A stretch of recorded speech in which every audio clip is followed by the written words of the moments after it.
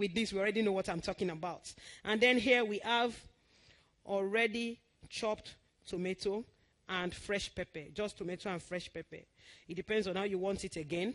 If you want it properly blended, you can do that, but I usually prefer it this way. I chopped this, and then we had to cook it for a while so that the water can dry up, because we don't want to have much water in this. And then this is our palm oil. It depends on what you want to do. You can use vegetable oil, you can use your soya oil, you can use your olive oil. Whatsoever type of oil you want to use with this is fine. It depends on what you want. So that's why I think this food can go for everybody, because your choice of oil is dependent on you. And then, of course, we know fish here would help us with the protein, and that's why I usually advise that we use a lot of fish. For some people, you may decide to do fish throughout. It is fine. Some people actually use fresh fish. Some other people use the ice fish we have, Titus and all of that, but not fried. After seasoning and then boiling for a while, they use it. Instead of frying it, they use it like that. So it actually depends on what you want. When you get home, you can try up every other thing the way you want to do it. And then this is a dry pot. So we'll turn on our light. We're going to be doing a bit of frying this morning.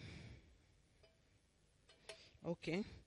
And we're using palm oil for this. And you know, like I always say, there are some food you cook, you cannot afford to use the wrong palm oil, because doing that will definitely affect the taste of your meal. And for this also, this is one of the things you want to prepare, and then you want the right type of palm oil, because you do not want it to change the taste of your meal. Well, last time we came, some people asked about our palm oil and some other ingredients we sell. We didn't come with them last time, but today we came with some of them at the end of the meeting. If you want to get them, you can walk up to us. Okay, the pot is dried now. So we can set the spoon, 2 to 3 cooking spoon palm oil. I'm sure with this, we already know the quantity of tomato we have here. This is about 20 balls. Okay.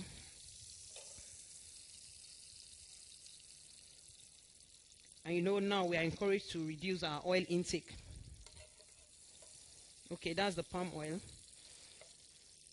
Just for about a minute or two.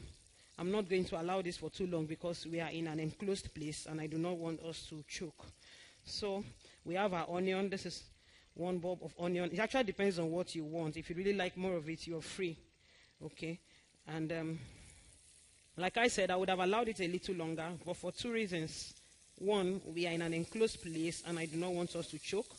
Secondly, the more you heat your palm oil, the less nutritious it becomes. Yes. So that's the palm oil, that's the onion. And then I'm putting the fish next, because I want it to also fry a bit. You may decide to put your tomato instead of the fish. It depends on you. But I'm deciding to put the fish first, because I want it to fry a bit. So I'm going to leave this now for about 2 to 3 minutes.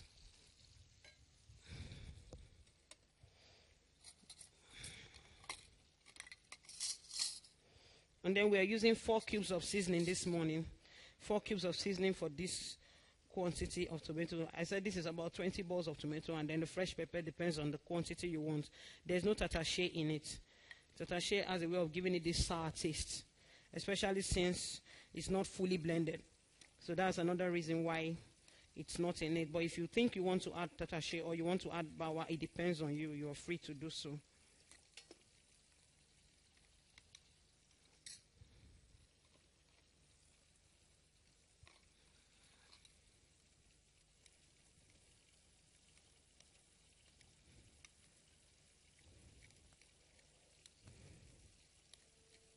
Okay. Yeah, I'm fine with this now.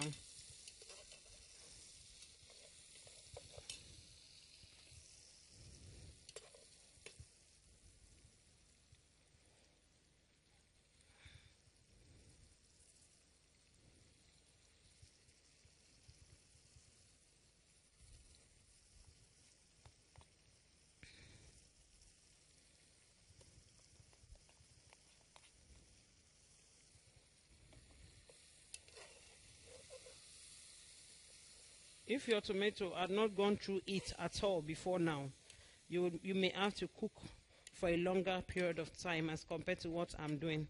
But why I like to heat it before now and then see how I can dry up some of the water in it so that this won't get burnt as I'm cooking. Okay. So we're going to leave it for another 5 minutes now.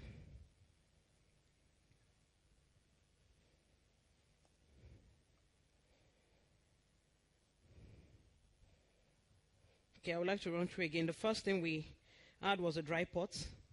And then after the dry pot, we added 2 to 3 cooking spoons of palm oil. And then we added the onion.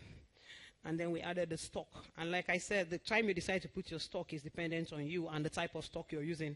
If you're using croaker fish, for instance, fresh fish, you would not want to put the fish at the time I did because it's going to end up turning this to egusi before you are done, because you're going to keep stirring. So it's really going to affect it. So if you do not want that, you can leave it towards the end. So long as it is properly seasoned, you can put it towards the end. It is okay. I just want to stir again. You don't leave it for too long without stirring, because if not, it gets burnt.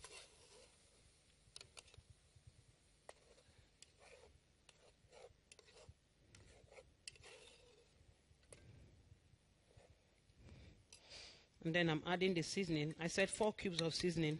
The choice of seasoning depends on you, what you would like and what you want. If you want to use the chicken flavor seasoning, you're free. If you want to use the beef flavor seasoning, you're also free.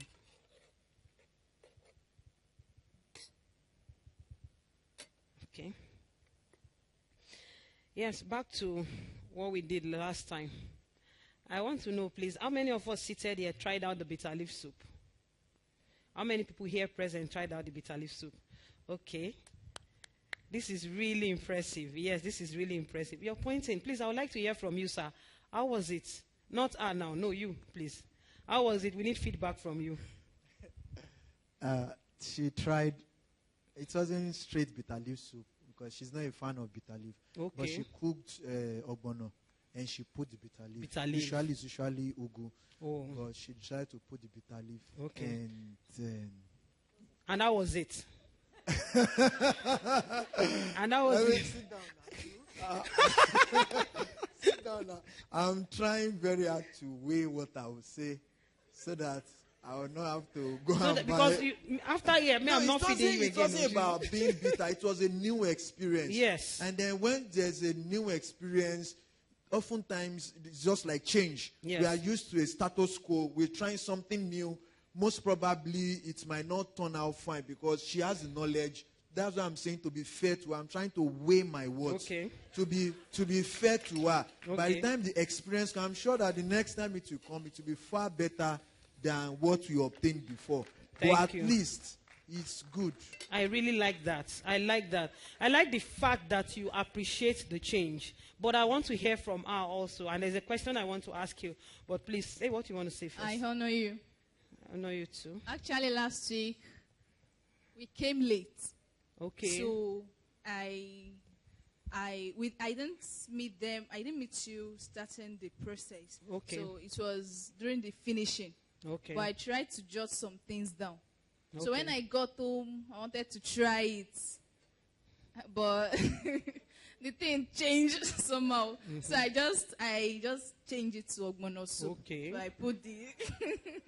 Okay, but I want to ask you a question. Why are we laughing? That's somebody who has even tried. Some of us here didn't try it. That's someone who has even tried it. Well, your feedback is not new. The reason is because if you're trying out something new, I do not expect it to be perfect all through. Yeah. Like I said, some people called me. In fact, this particular lady, she called me. She called my staff. I don't know how she got my husband's number. She called my husband. She just kept on calling everybody. And I wasn't picking because I was in a training like this. I just noticed my phone was ringing, but I couldn't pick. And then I saw an SMS. She said, please pick now. I'm cooking now. And when I saw that, I saw now. I said, I have to attend to this lady. And then immediately I replied her.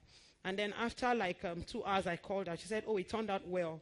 But if I had not picked that, if I had not replied her, I'm sure she wouldn't have done it well. So maybe all you needed was just that extra guide at that point in time. And just like he said, next time it will come out better. But I want to ask, what did you notice about it? What do you think went wrong? Or at what point did you notice it was wrong? It wasn't going well. Let me not say wrong. I didn't really get all the recipe, ingredients. Okay. Yeah. So when I got there, I guess you use the water leaf. And bitter leaf, yes. Water leaf and bitter leaf, yeah. Yes. So I actually bought the water leaf. Okay. So, but that day I was exhausted, so I couldn't cook it that day. Okay. So the next day, seeing the water leaf, it has spoiled. So I just have to throw it away. Okay. And I just turned it to something else, to ogbono soup. Yeah. Okay. Okay, so what you add was just the bitter leaf. Yeah. Okay, that was what you used. Yes, that was. So how did you start it, please? I would like to know. Sorry, I just added a pinch of salt. Okay, so how did you go about it? The ogbono, right? Yes. Don't mind them. They are laughing. They are learning. I'm used to it. Don't worry. Go ahead. They are learning. Somebody also got it wrong, but the person is not bold enough to say it. So go ahead. You are not the only one in this. Okay. I used two cooking spoon of palm oil. Okay. I waited for it to cook a little bit. Okay. And I poured my grounded ogbono. Okay. Then I started stirring together. I stirred it together, stir it together till it's melted together. So, and after that, I poured a little water. Okay. I poured a little water. Then I continued stirring. Okay. Together, yeah. And after that, I put my little pepper. I put a little pepper. Okay. And I added your stock, my meat stock, and everything. yeah. I added all the ingredients. Okay. But the first thing I did was my palm oil and my ogbono. Okay. Ogbono. So for it to draw very well. And after that, I closed it, allow it to boil for a while. Then I opened and put my what's the name again? Bitter leaf. Yeah. Actually, I didn't really like bitter leaf. I wasn't able to eat the ogbono. It was one who ate it on your behalf. Yeah. Okay. It was one who helped me out. Okay. Being at home. Okay. So I wasn't able to eat it. So I just cooked it, but he said it tastes nice. That it tasted nice. Because he likes bitter leaf and you do not. Okay. Well, thank you so much. Thank you so much for that feedback. Yes, let's appreciate her, please. I want to say, first of all, that where it started from was the fact that you used ogbono instead of water leaf. So that wasn't bitter leaf soup anymore. That was actually ogbono made with bitter leaf. But did you buy the already washed bitter leaf or you washed it yourself? Okay, already washed usually is not... usually when you buy it, they just wash it for like 1 to 2 times. It's still very bitter. You still need to wash it over and over again before using. So I'm sure that was what cost it, one. And then on the other hand, like I said, I usually do not encourage you buy already washed, except, some of these market women, in as much as they don't have access to clean water and a lot of other things, some of them are usually very nice. Maybe by nature, they're just clean. They're just clean by nature, and then they just can't stand selling some things to you. If you discover such people, why not? I keep saying market women, they're not so clean, they're not so neat. Yes, but my mom sold in an open market for 14 years.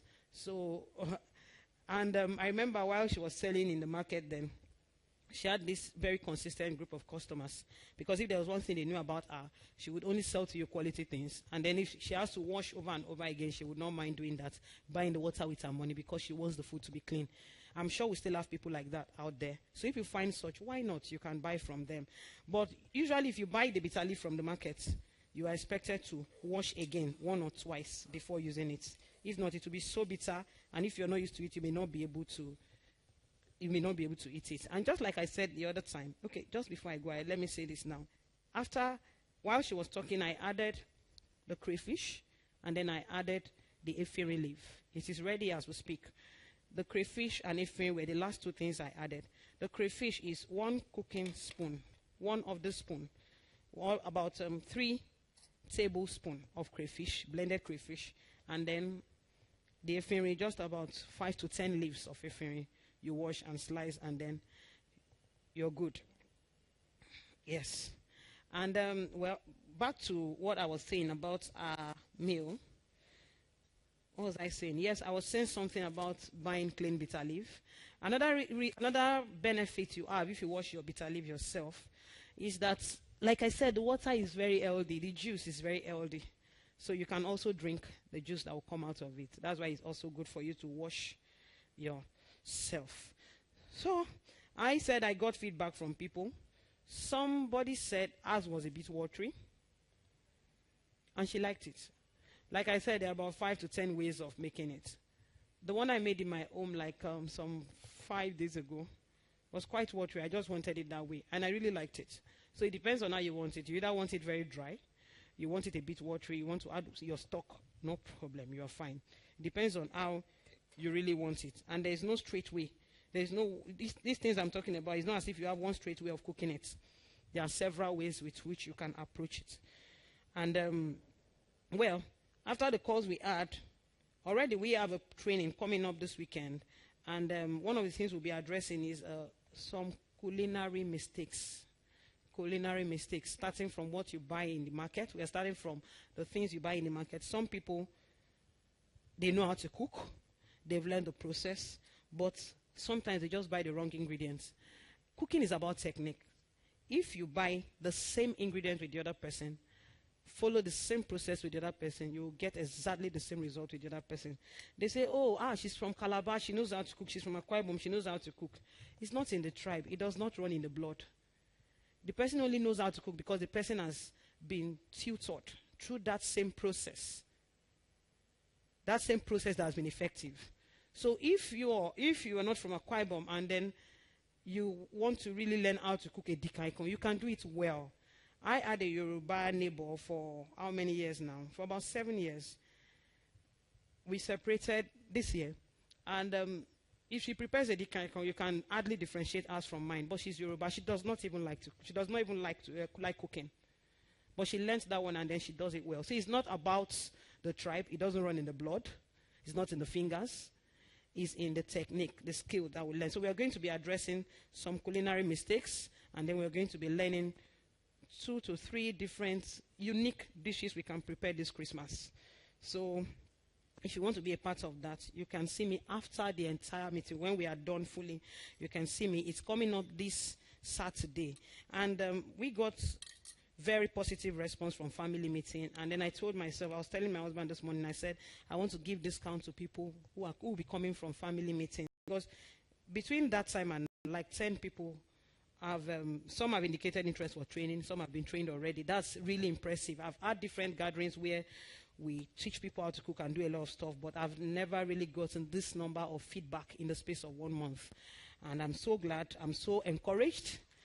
And that's why I'll be very, very happy to give up to 50% discount to people coming from family meeting. The training is this Saturday. If you think you can make it, kindly meet me after the meeting so we can talk about it. Well, we are all looking at me. I know some people want to come and taste. Okay, let's have a few people come around. Unfortunately, we don't have yam here. We don't have anything here. But have faith that there's yam in your mouth and then taste it. Have faith that there's rice in your mouth and then taste it. Combine the two together in your mind. You can come up, please. Okay, you want to ask a question? Okay, please go ahead.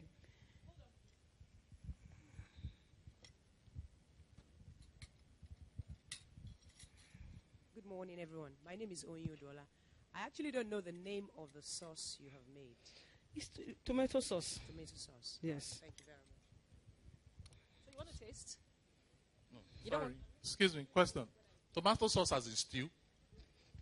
Yes, if you can call it a stew, you can call it a sauce. Why I call it sauce is because it's not really the regular stew type. The regular way we do sauce, because we can combine it with a lot of other things. Yes. Okay, so who are those that are going to do the tasting for us? Like I said, please come with your yam in your mouth too, and your rice in your mouth. Unfortunately, is the closest to me. So you can please go up and you can tell us your opinion.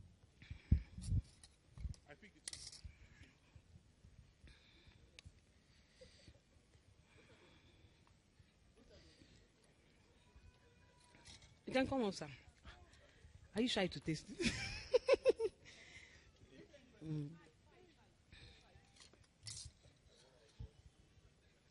You can wait a bit.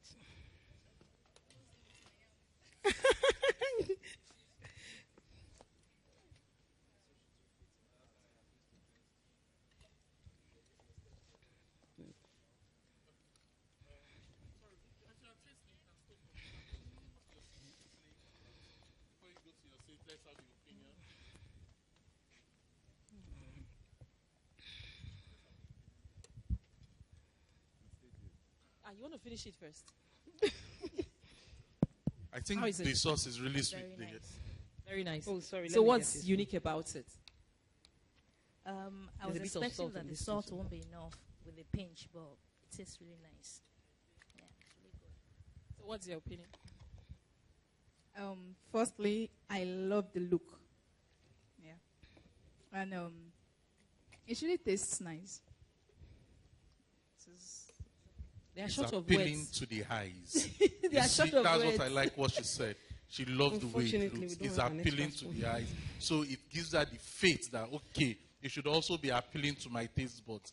And now she has gone to give her husband to also share in it. Yes, it's very sweet.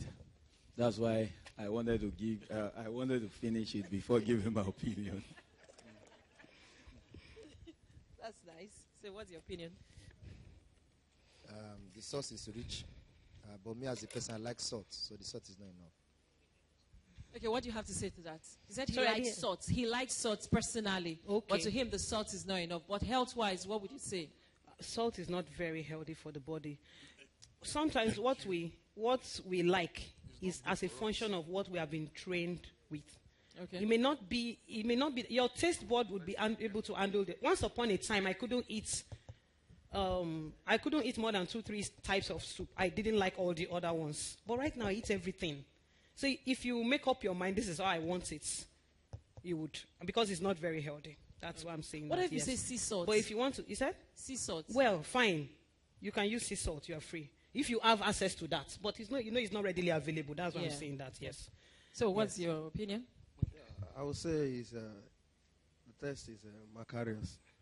In the essence that it's macarious.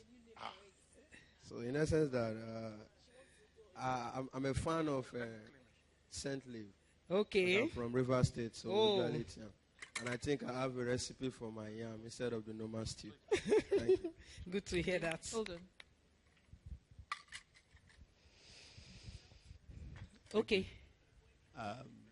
Okay. Okay, she's asking when I was boiling the meat if there was ginger and garlic in it. Like I said, it depends on what you want. I did not. When I cook for a group of people, I don't do that because it's not everybody who like it. Yes, but it depends on what you like. Yes, yes. I'm Femi Ario. I honor you. Yes, I think. Okay, you want to ask question too? Sorry, I thought I'm actually I'm not asking a question. Okay. I liked when I want to say thank you for coming to share this. Thank you. And I liked when you said that your mom sold in an open market for 14 or 15 years. Okay. And that you have been able to turn that into an asset now. I want to say thank you for doing that. Thank you so very much. It's awesome. Thank you. Maybe I should also say that maybe I should say that I started selling with my mom when I was 10. And then I sold with her until she left the open market. Wow.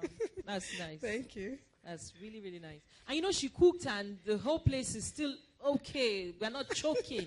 So that's another thing we have to learn. So that when we are cooking in the kitchen, the atmosphere, so that the whole community will not know that, yes, she's cooking again.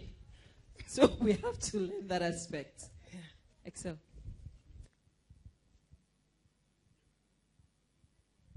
Okay, so after a nice meal, let the DJ give us a bit of music while we wait for Pastor Kunle. He's just around the corner. DJ, give us some music.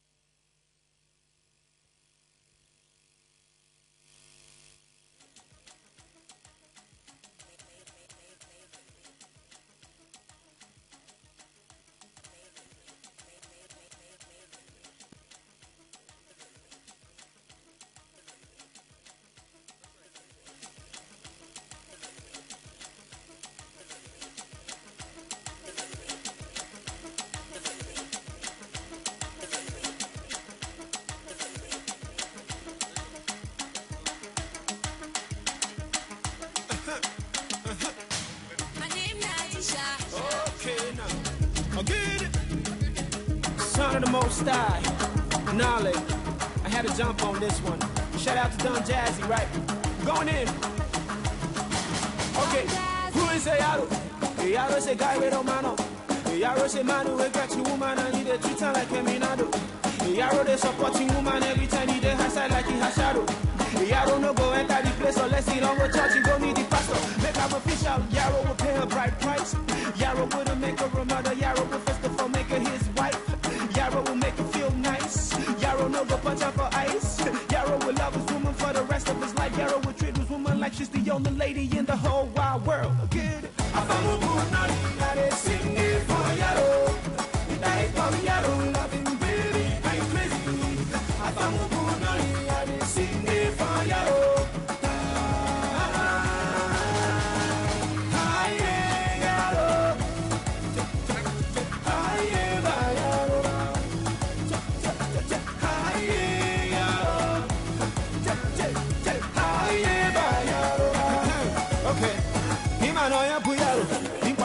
Kina boyaro yaro bugai makwani falo yara burokwe gai ne piale na miale na chokumu wanyo galafu yaro na guy we get vision yaro na guy we get future if yaro no get money today yaro na bambo he go get them tomorrow yaro bugai makwano how far before him making baby the mother or be kissing go first me the father pay the price as a sharp guy yaro dey the chuku egwu yaro love him baby starter ono deji baby egwu I know some Yaro, Dr. Shanti is a Yaro, examples of Yaro, Dollar Spike is a Yaro, Sopreba is a Yaro, even Snatch yourself in a Yaro. Shout out to all the special type of guys who be treating the ladies right. I'm a woman, gotta sing it for Yaro, it's like for Yaro, loving baby, I'm crazy. I'm a woman, gotta sing it for Yaro.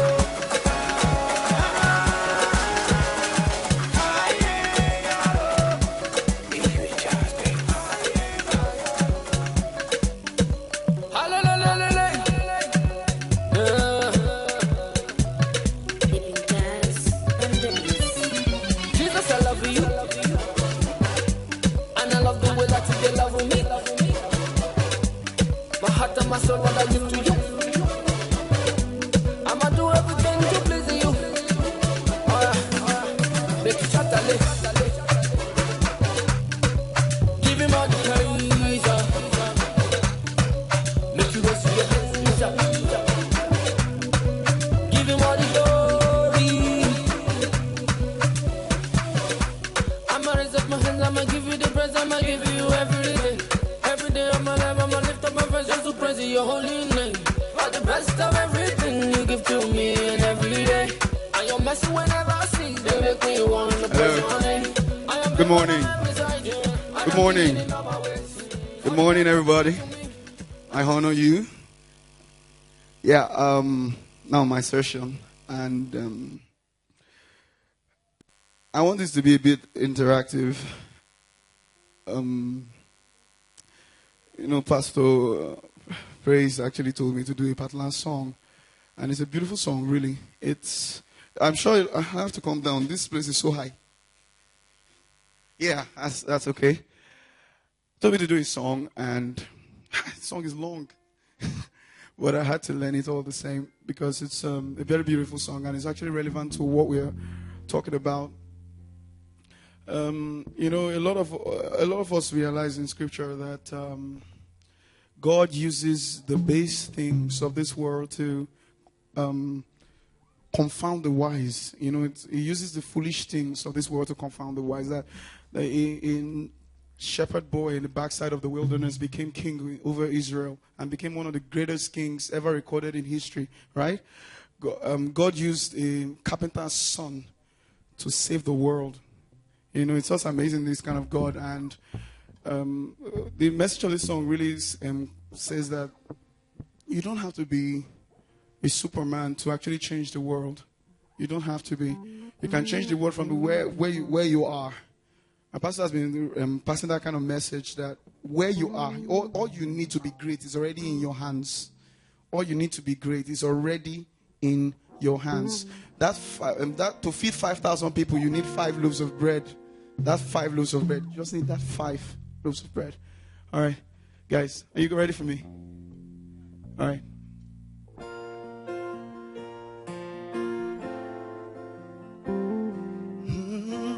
Yeah. Oh, yeah, yeah, yeah.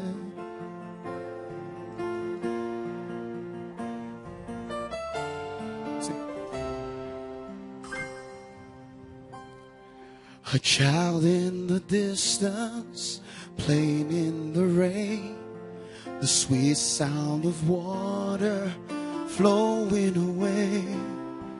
A construction worker coming home from work, two parents and their children going to church. Happy little baby drools on his shirt. One extraordinary day. So let us have a world of ordinary people living life the way God wants us to. And if we have a world of ordinary people, extraordinary things will happen through me and you. Do you believe that? Me and you, yes.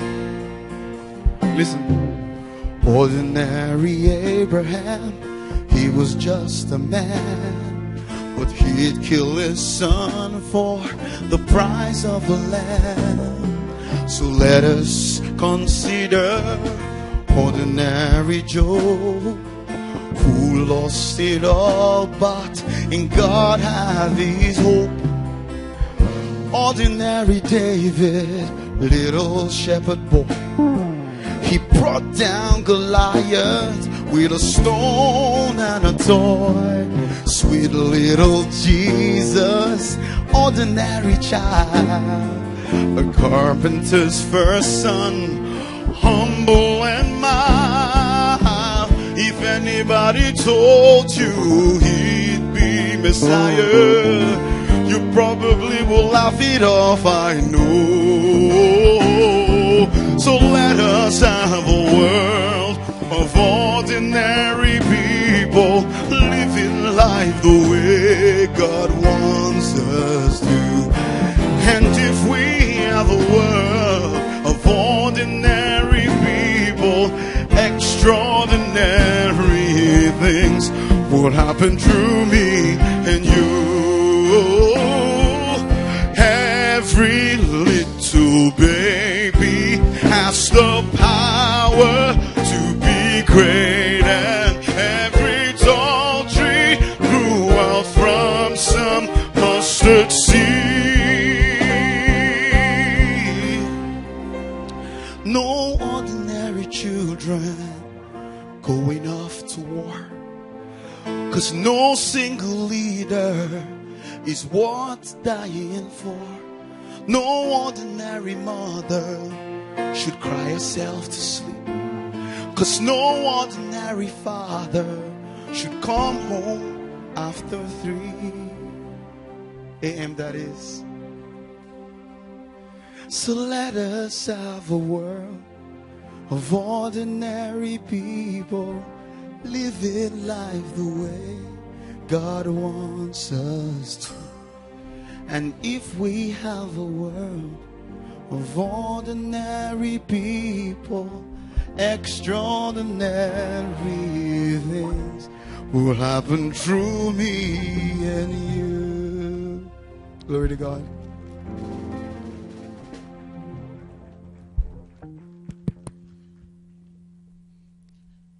Good morning once again. Did we read what's the wordings that was projected?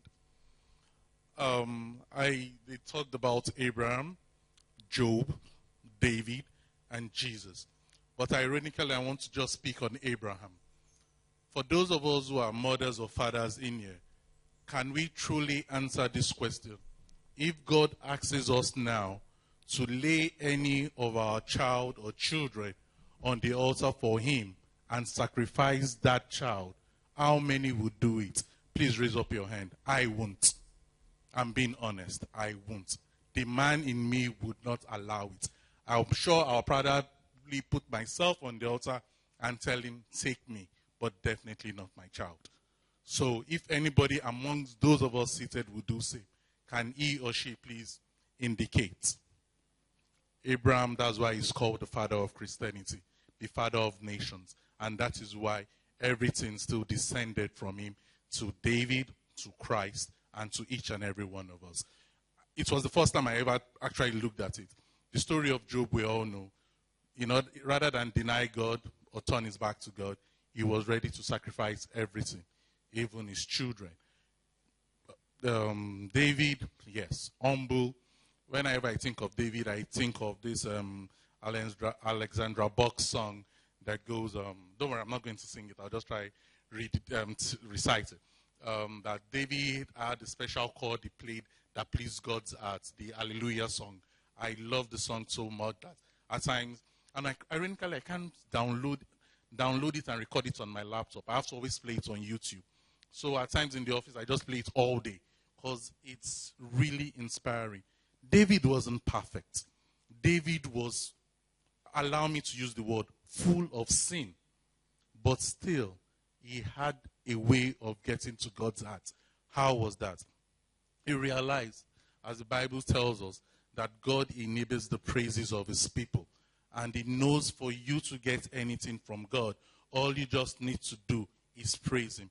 Once you sing his praise, as they'll say in our Nigerian and comedic parlance, that means you are pressing his mumu button. But God doesn't have a mumu button. But it strikes a chord in him. He cannot resist it. So that is it. But Abraham, to him be all the glory. We give it to him. He deserved it. Because truly, free will.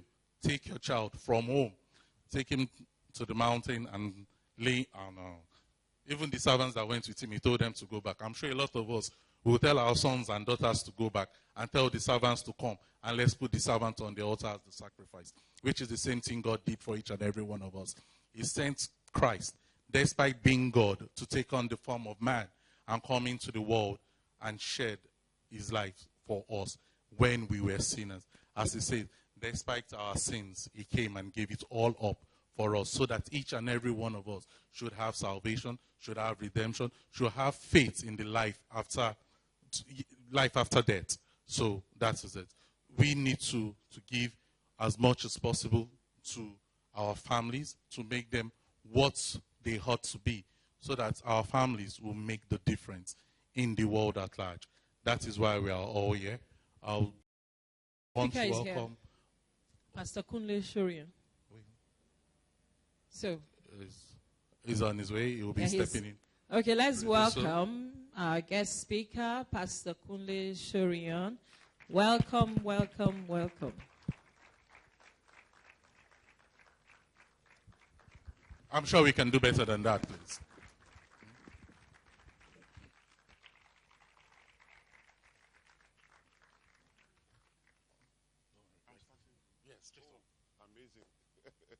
Thank you very much.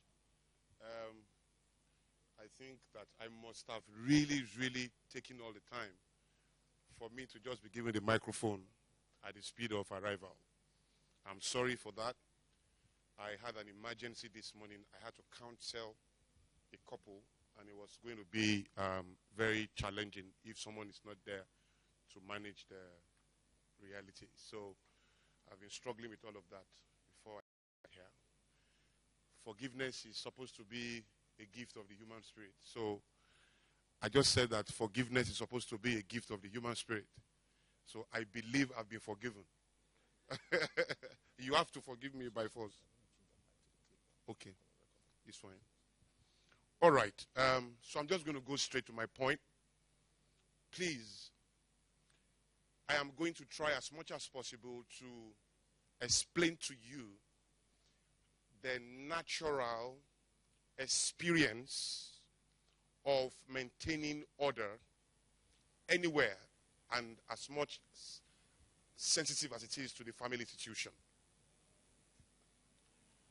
And we're going to do this devoid of the arrogance and excesses of religion.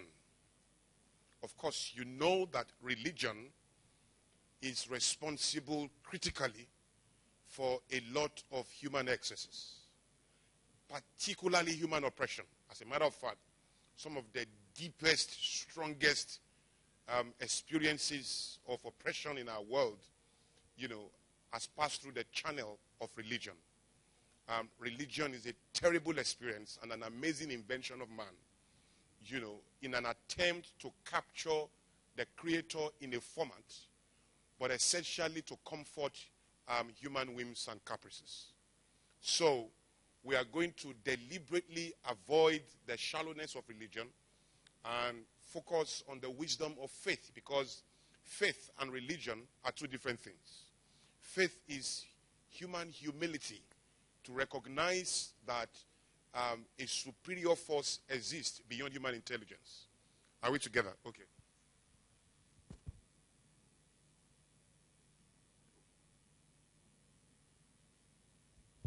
This is really heavy.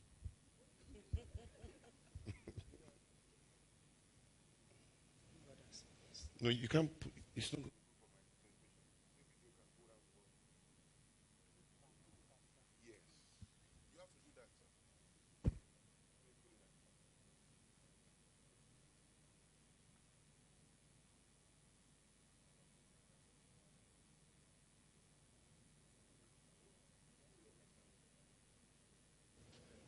Sorry, I'm very media, maybe not savvy, but aware. No, at the back.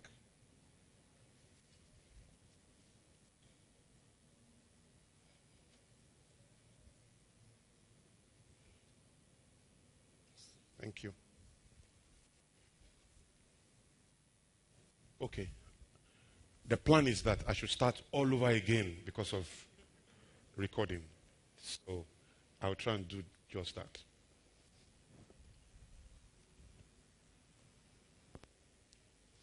Okay. So I started by, first of all, apologizing for coming late and insisting on your humility to forgive. So I'm forgiven. Secondly, I spoke about the arrogance of religion, and that in forums like this, the easiest things to do is to lean on religion as a critical part of the kind of intelligence, wisdom, and tools that will help us to be able to appreciate the discussion. But I want to intentionally, it's either the battery is weak or something, but I want us, it's breaking, technical, it's breaking. I hope you're aware. It's breaking. Okay, I should move to this side. Oh. So I should not leave this side. It's the light. Okay, so where was I? Religion. We must avoid the arrogance of religion, because religion has been responsible essentially in ways that I understand, that you may also understand, for a critical part of the emergence of human oppression. And a lot of what we call colonialism and slave trade rode on the back of religion. Religion is a terrible human invention in human attempt to put the reality of a superior being in perspective and to use that perspective to fund their excesses, whims, and caprices. So, deliberately, we are going to respect the boundaries of faith above the shallowness and limits of religion.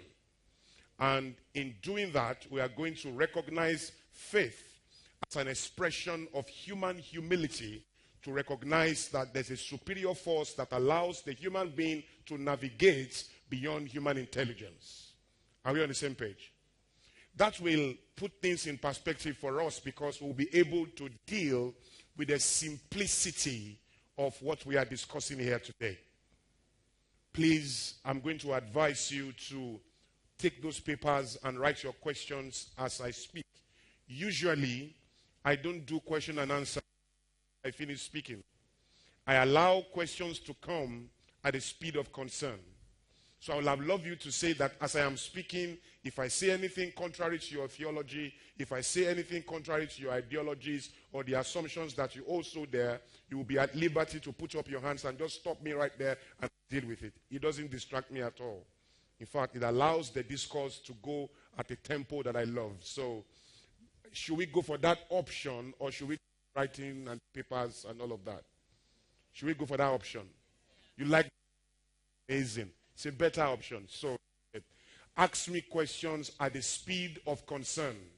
Once I say something you consider stupid, or I say something you consider foolish, inappropriate, unacceptable, contrary to your theology,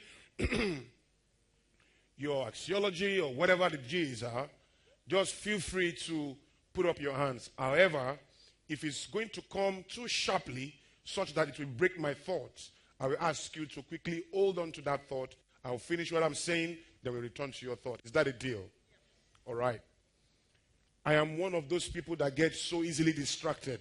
Movement confuses me when I'm speaking. So I'm going to appeal to your humility to please stay put as much as possible.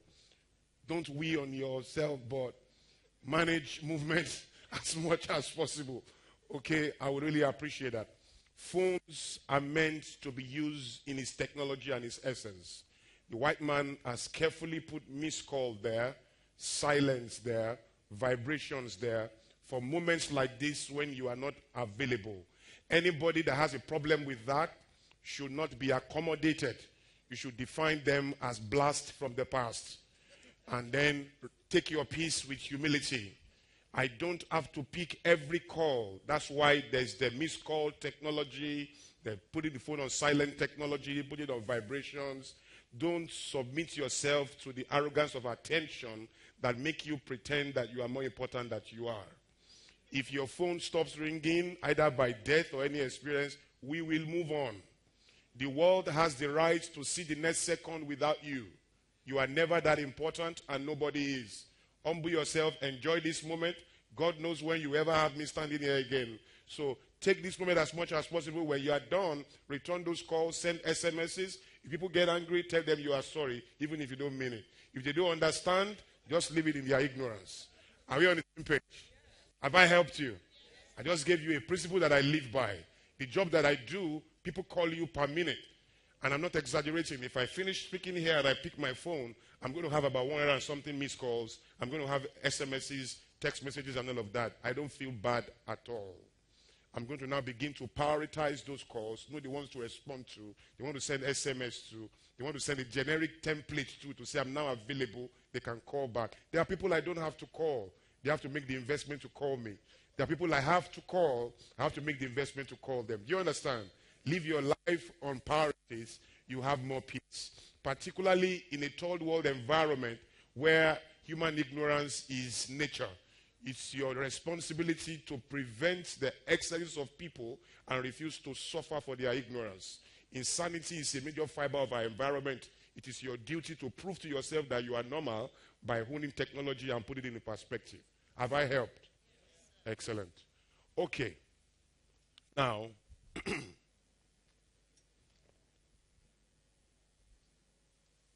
you know, there is a lot of admonition from the financial world advising people to save. Okay, you know what the topic for today is, right? You know what it is? No. Okay, we're supposed to talk about orderliness in the family. Am I correct? That's what we are talking about, orderliness. Excuse me. So, I'm supposed to stay here. It's difficult. It's difficult. When I preach, when I preach or I speak anywhere, I move into the audience like that. I'm so used to that. That's supposed to be the greatest advantage of this microphone. So why it's keeping us here now? We have to resist it. Okay.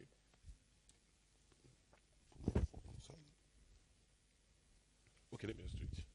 Let me do it. So,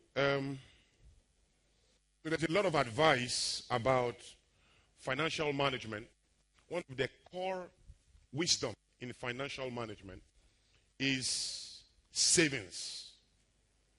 Now, people get advised about savings, and that advice has been going on for years, and people are not saving. Part of why they are not saving is that they don't understand that advice. That advice is not a responsible advice, so to say. It is a deliberate attempt to re-emphasize what is supposed to be natural for human beings. When you are told to save, it is an embarrassment that is unpopular. You are not supposed to be told to save, particularly if you are above 18. You should be saving as part of an expression of your adulthood. Don't allow the ignorance of your environment to beat you into a shape that allows you to pass the test of locality and fail the test of universality. Now, I've said it everywhere to whoever cares to listen. Whatever you do, pass the test of universality. The strength of a material is in its universal appeal, its international bearing, its global weight. This wristwatch must be a wristwatch in every economy. It must be a wristwatch in Syria. It must be a wristwatch in Iraq. It must be a wristwatch in the camp of ISIS. As much as it must be in peaceful Switzerland or Finland.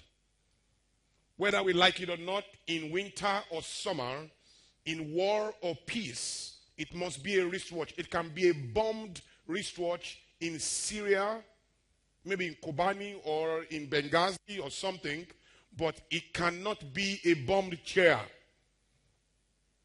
You can't be a millionaire in pounds and be a thousandaire. Sorry, you can't be a millionaire in naira and be a thousandaire in pounds. You are not a millionaire. You are only a millionaire because you have passed the test of locality, but by the test of universality, you are not a millionaire. If you are a millionaire, you should be a millionaire in every currency. If you are a millionaire only in naira or in cedis or in Zimbabwean dollars, you are not a millionaire. The strength of a material is in its universal appeal. For us to accept that this wristwatch, it has to be a wristwatch in every country. Now, some people are special in their capacity, not because they have passed any standard that define how special they are, but essentially they are declared special because of the deposit of ignorance in their locale. So the smallness of thinking that exists in their environment empowers them as a kind of substance that fails to be that same valuable substance by global standards, but it's a great substance because of the deposit of darkness and ignorance that exists in that space. So a lot of people are termed valuable when they are not valuable at all. If you want to be a millionaire, just take 10,000 naira and run to Zimbabwe. Once you get to Zimbabwe, you'll be a millionaire. In fact, almost a billionaire instantly. You will have a lot of millions of Zimbabwean dollars. Except that only you will be eating a loaf of bread for about 4 million Zimbabwean dollars. Only you. Only you. 4 million Zimbabwean dollars entering your stomach at a go. Because the currency is a mess. When I went to Ghana many years ago, when cedis was still struggling, I was buying chewing gum at 2 million cedis. I was giving out 1,500,000 as tip to the guys helping me at the hotel, helping me at the port. I had to call my wife. I said, man, I've made it. You can't believe, just by crossing this border, I'm giving out millions cheaply. Man, my life has forever changed. Except that nothing has changed. I've just come into a weaker environment. Am I talking to you? If you are 25, you have to consider what 25-year-olds are doing. But please don't limit yourself with what 25-year-olds are doing in your environment. This is a third world environment and we are third worlders. The standards of excellence and integrity are flawed, abstract at best. You owe it to yourself to stretch your neck a bit and see what is going on in other spaces. Essentially, what is going on everywhere must be the test that you walk by. What are 25-year-olds doing in Florida, Silicon Valley? What are 25-year-olds doing in Beijing or in Tokyo or in Brazil, Rio de Janeiro or somewhere? The idea is decisions made in Beijing can change your life tomorrow morning. Decisions made in Washington can change your life tomorrow morning. So you really can't pretend that you are in that environment such that you are passing that test of universality. But that is the critical test to pass. The reason why we are eating spaghetti and we are eating all of the, what is the one word, the family name for spaghetti? Pasta. So, because we are all eating pasta does not make it a global delicacy. It's a local delicacy somewhere in Italy that some people package in a way that has passed the universal test. And it's making all of us pass it. Nobody was born with pasta. You didn't have an idea that pasta was existing. I remember when we were very young and my sister traveled abroad and brought pasta home. We said, rice with ballet. You know, we were so, rice with ballet. We were so local then. But the idea is that Amala can go global. Eba can go global. A foreign road can go global. You see? But somebody must have the intelligence and the character to be able to put it in a format that is designable, usable, transferable, and rewardable.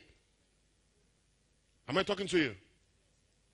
So, I've laid that foundation to let you know that what I'm talking about right now is the test of universality. So, when it comes to savings, for example, you don't save because you want to respond to a financial gap in your environment. Savings is supposed to be nature to human beings. You see, there's something called primitivity. There's another word called civilization. An environment is not civilized. First of all, you can have a civilized environment with primitive people. But it is impossible to have a civilized people in a primitive environment. But you can have primitive people in a civilized environment. For example, if some people travel from the village to London, they are still primitive, but they are in a civilized environment. For example, because we have the blessing of skyscrapers and bridges and express roads and internet and duplexes and big estates in Lagos does not mean that the people in Lagos are civilized. Because just as we're coming now, there's a guy who was, releasing some stuff right almost in the middle of the express. So that guy is a blast from the past. That guy is an error looking for space in the midst of meaning. But it's not finding that space too quickly, and so he is primitive. Now, there are a lot of characteristics that define primitivity, civilization. Please stay with me, please. Don't think I'm losing my point at all. So, if you are in the jungle, there was a time where the jungle and human life was almost equal. Animals were naked. Human beings were naked at the time. Today, animals are still naked. I hope you know. The lion has been naked from day one. Human beings are no longer naked. We now clothe ourselves. Something happened there. Because animals in the jungle don't innovate. Animals lack the ability to question their environment and to question themselves. So they are programmed. So ignorance of self is nature to them. Are we on the same page? So they are allowed to be in the same state for the rest of their life and act only in agreement with a particular design. That's the character of the jungle. The rule in the jungle is when you wake up in the morning, find anything stronger than you and consume it as fast as you can. Find anything you are stronger than and consume it as fast as you can. Find anything stronger than you and hide creatively from it as swiftly as you can. It's called survival. And after that equation, nothing else is important. The lion is the king of the jungle, but he's not aware. And that's why he's working so hard. He that is in a place of honor and is not aware of it is like the beast of the earth. So this guy called the lion is the king of the jungle, but he's unaware. And because he's unaware, he works as hard as the tiger and the cheetah and every other animal in the jungle. Once he's aware that he's the king of the jungle, he will have a throne. Then the tiger and the cheetah or something and the leopard will go and get animals and deliver it for him. Then the antelopes will be paying tributes to have their space. And the elephants will be paying taxes to have their space. Then he will be more relaxed. So the understanding of his honor and his place gives him a peace and a quality that allows him to be able to take control of the jungle. But you see, he doesn't have that facility because he cannot reason and he cannot think. He's a creature of instincts. He must be understood. He doesn't need forgiveness. If he comes into a room, sees a 2-year-old boy and eats the boy, it's not wicked. It's design. Are we on the same page? It's not being mean. If a human being does the same thing, walks into a room, sees a 2-year-old boy and tears the boy to pieces, we say he is inhuman. Hello? Because he's acting against human nature. The human ability to love, to share, to give, to serve, to reason, to judge, to interpret. The lion does not have that privilege. Please, I'm going somewhere. So because it doesn't have that privilege, they have remained in the state they have been. We were all in the jungle before, but because of human reasoning and his ability to question himself and question his environment, he kept wondering why things are the way they were. Must I have long beards? Can't I shave? Must we be under the leaf? So we created a little hamlet. From there, we got little huts. From there, we became a village. From there, we became towns. We became cities. Now we are mega cities. So we kept drifting apart and apart from the jungle. And today, we now have a place that we call the jungle. But that used to be our habitation, everybody. But human ability to innovate has separated us from that kind of low life to a new kind of life deserving of human intelligence. Am I speaking to you? Now, there are some characteristics that define the character of the jungle, that define the environment in the jungle and the environment in the city. One of them is, in the jungle, there exists not the blessing of savings. In the jungle, everything is perishable. There are no freezers. There are no warehouses. There are no storage facilities. So everything you have in the jungle will perish very quickly. So if you kill an animal, you have to eat everything now. Or worst case scenario, eat as much as you can eat at that point in time. Because in the next few hours or the next couple of days, it's going to be spoiled. And you'll be able to eat it again.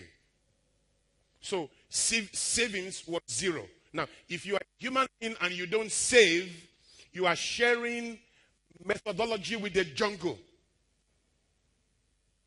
You are pretending that you don't have storage facility and you don't have the wisdom for storing. So if you can't store, you should change your middle name from maybe Olakunle Adidapo Shorian to Olakunle Python Shorian, or Olakunle Camel Shorian, or Giraffe Shorian. Because essentially, if you share methodology with anything, you are most likely equal to that thing in capacity. Maybe not in potential, but in capacity.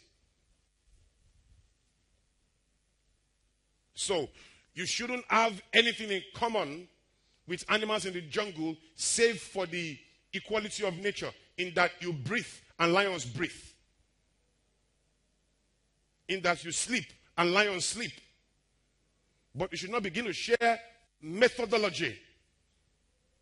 You should not begin to share models, templates, way forward with animals in the jungle.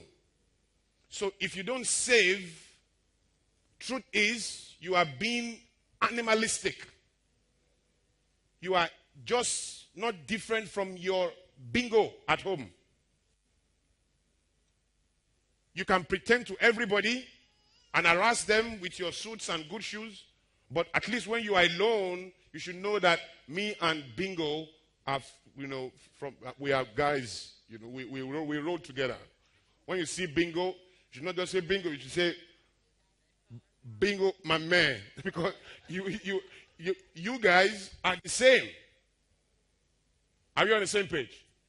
So when you remember that every time you don't save, or if you continue to insist on not saving for whatever reason, if you remind yourself that this behavior is sensitive to the jungle, this is jungle behavior, maybe it will awaken your pride to try to begin to do it differently, because it is a jungle behavior. In a world, they will feel sorry for you for not saving. But in my world, and the world of a few that I know, in the real world of value, people will judge you if you fail in your ability to recognize this responsibility as a human being. God knows how many other human responsibilities you are not aware of. For example, you should not be fit to marry. Because if you don't know that it is human to save and it is animalistic, it is a jungle behavior not to, and you are not saving and you want to marry my daughter, I can imagine how many things you don't know how to do about human nature. I can imagine how many things you don't understand about human beings.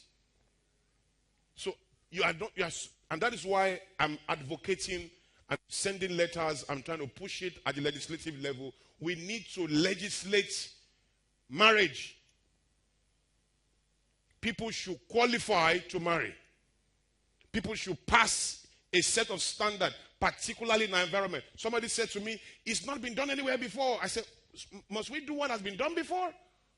Can't we look at the excesses in our environment? When you are a fool in America and you marry for the stupid reason and you have children, there's something called welfare economics that is designed to mop up your nuisance. There are palliative measures in place to cushion the effect of your nuisance. The state, for example, will give you some money just because you are 18. Just because you are 18, you qualify for some kind of housing. Just because you are 18, you get some kind of money from the government every month. So even if you are stupid, there is a minimum level of expression that the system has designed. It's called welfare economics. It's absent in our space. So somebody can feel strong about his penis somewhere in the UK and use it indiscriminately as he wishes, and then the society can still mop up that excess and make sure that the nuisance value of this behavior is contained. But in this environment, welfare economics is missing. If you misdirect your private part in ways that are suitable to you but messes up the environment, all right, there's no system to cushion the effect of that landing. So you're going to create a lot of pressure. So we have to put some laws. And laws are important. We have to put some laws and ensure that people are not just making decisions as they wish. I'm going somewhere, please. Are we together? Thank you.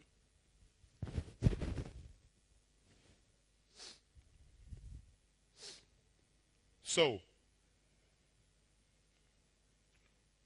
when you understand that, then you come home. You come home and begin to say, okay, what part of our behavior then? So, in the jungle, you understand that a society, by this thinking, a society that has no respect for savings is primitive. It's primitive because it is sharing methodology with the jungle. A society that has no respect for time is primitive because in the jungle there are no appointments. There are no appointments. People just express themselves. Animals just express themselves. In the jungle, all right, there is no meritocracy. You don't deserve anything. Nobody gives you what you deserve. You get what you negotiate. It's amazing. So you can't say, well, I caught the antelope first. If you are a cheetah and you capture the antelope first and a lion arrives at that scene, you are going to flee. Antelope. Otherwise, you and the antelope will share the same fate in the face of a stronger adversary. So there's nothing like I got here first. There's nothing like that. It's survival of the fittest. There's nothing like, lion, this is not fair. I've been watching this antelope for the past 4 days. And I've been here. Why are you doing this? There's nothing like that. That is too much time to align you for consumption. You get out at the speed of contact. You don't stay there to negotiate and discuss. Are we on the same page? Are you sure?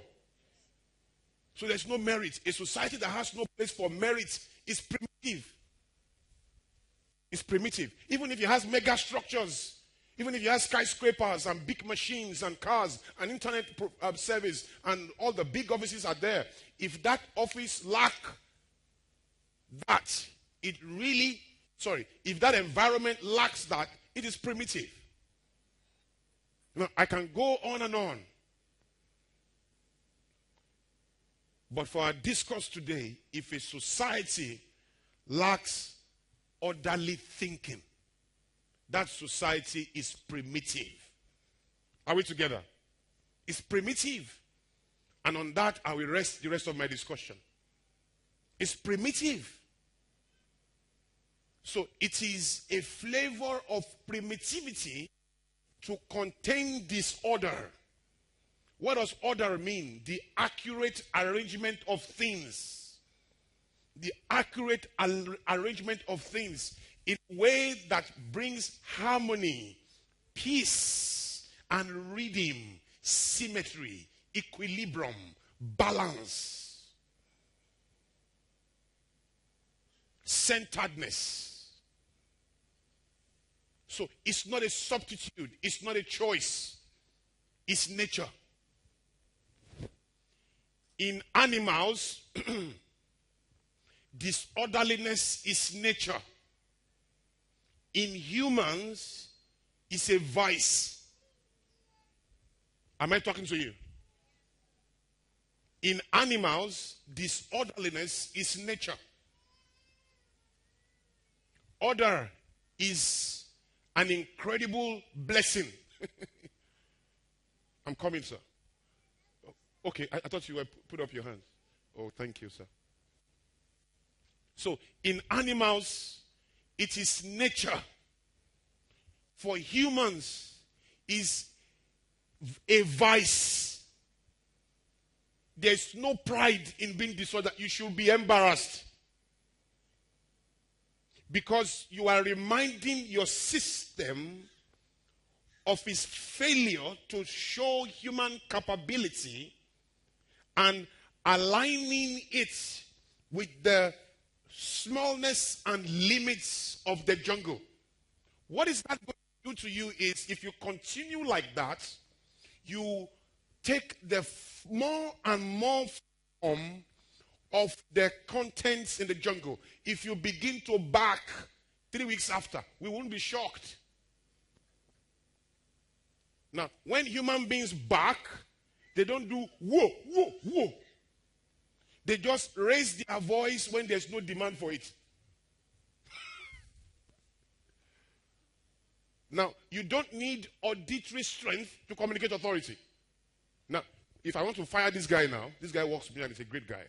If I want to fire him, I don't need to say, Dino, you are fired. I don't need to say so.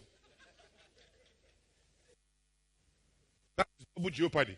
I'm losing a staff and I'm losing myself. So I shouldn't do that. If I say, Dino, I won't smile.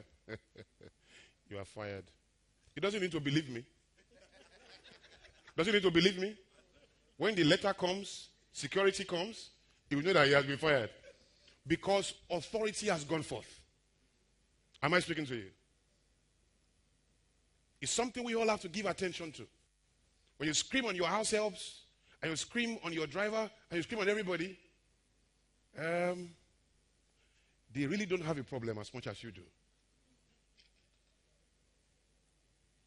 Because, pick the house help for example. She grew up in an amala joint.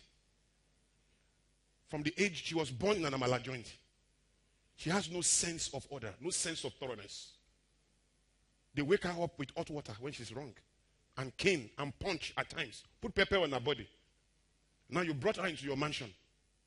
And then you want her to understand what is wine glass and what is red wine glass and what is white wine glass. And you want her to know what kind of throw pillow is this with kind of eagle feather, some kind of feather. How is she going to sort that out? Do you know what it takes for you? When you tell the house help, why did you do this? Why did you do this? You know what you are doing? You are asking that house help to think like you. Think like you. Do you know what it took to think like the way you're thinking? You've gone to school. You've done masters abroad.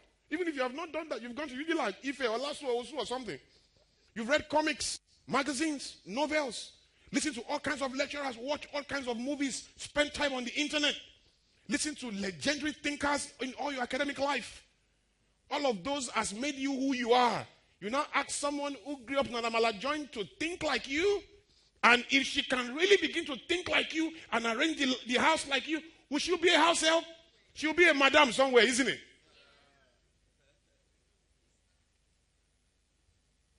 The way she's thinking is the proof of her exposure. If you want more, pay for something else. Get a graduate and pay 100,000 naira. How much do you pay? Under this 7.5, you will kill this girl. How much do you pay? I don't believe any house help in Nigeria should be paid less than 25,000 naira. I actually don't believe so. And I have someone that comes to my house in the morning and leaves in the evening. And then we have to review our salary every 3 months. They are more powerful than you, just that you don't know. That's another discussion for another day. I have a coaching system that teach couples how to deal with house helps, domestic helps. Because your house help, if you offend her too much, she can just go to the kitchen tonight, poison the dispenser water, and everybody's dead by 12 o'clock in the afternoon. So you need to calm down. You are not as powerful as you think. You overrate your powers, and you subject it to the whims and follies of the domestic help. If his mind twists, he can kill everybody tomorrow morning. One house help was HIV positive. She was tested before. She was not HIV positive before. Some people just test at the beginning, and that's it. She can contact it later, and maybe at that time the thing has not fully matured. So she knew that she was positive. And what was she doing? It was in the news many years ago. She was brushing the children with her toothbrush. Every morning she would brush them. She would brush herself and put all the 4 children infected with HIV because of the arrogance of a mother. When you slap people, when you shout on people, it's not what people did. It's who you are. If you step on cockroach, can blood come out? Why? It doesn't have blood. So when people shout, say things to you that gets you angry, and you react, and you shout, and you slap them, what they said is a catalyst. The action you took is who you are. You slap them because you are a slapper. Because when pressure is exerted on a thing, the content of the thing is revealed. The pressure does not install behavior.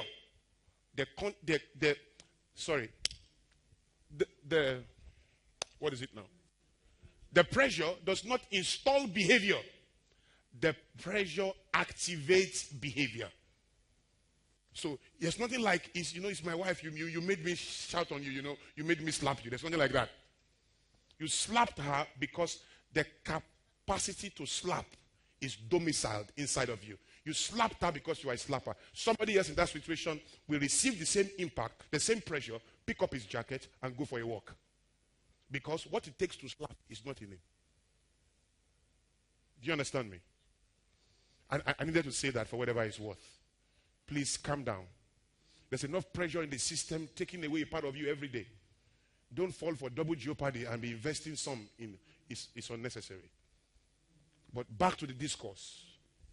Orderliness is for you nature. It's something you need to defend. You need to remind yourself every day that you are human.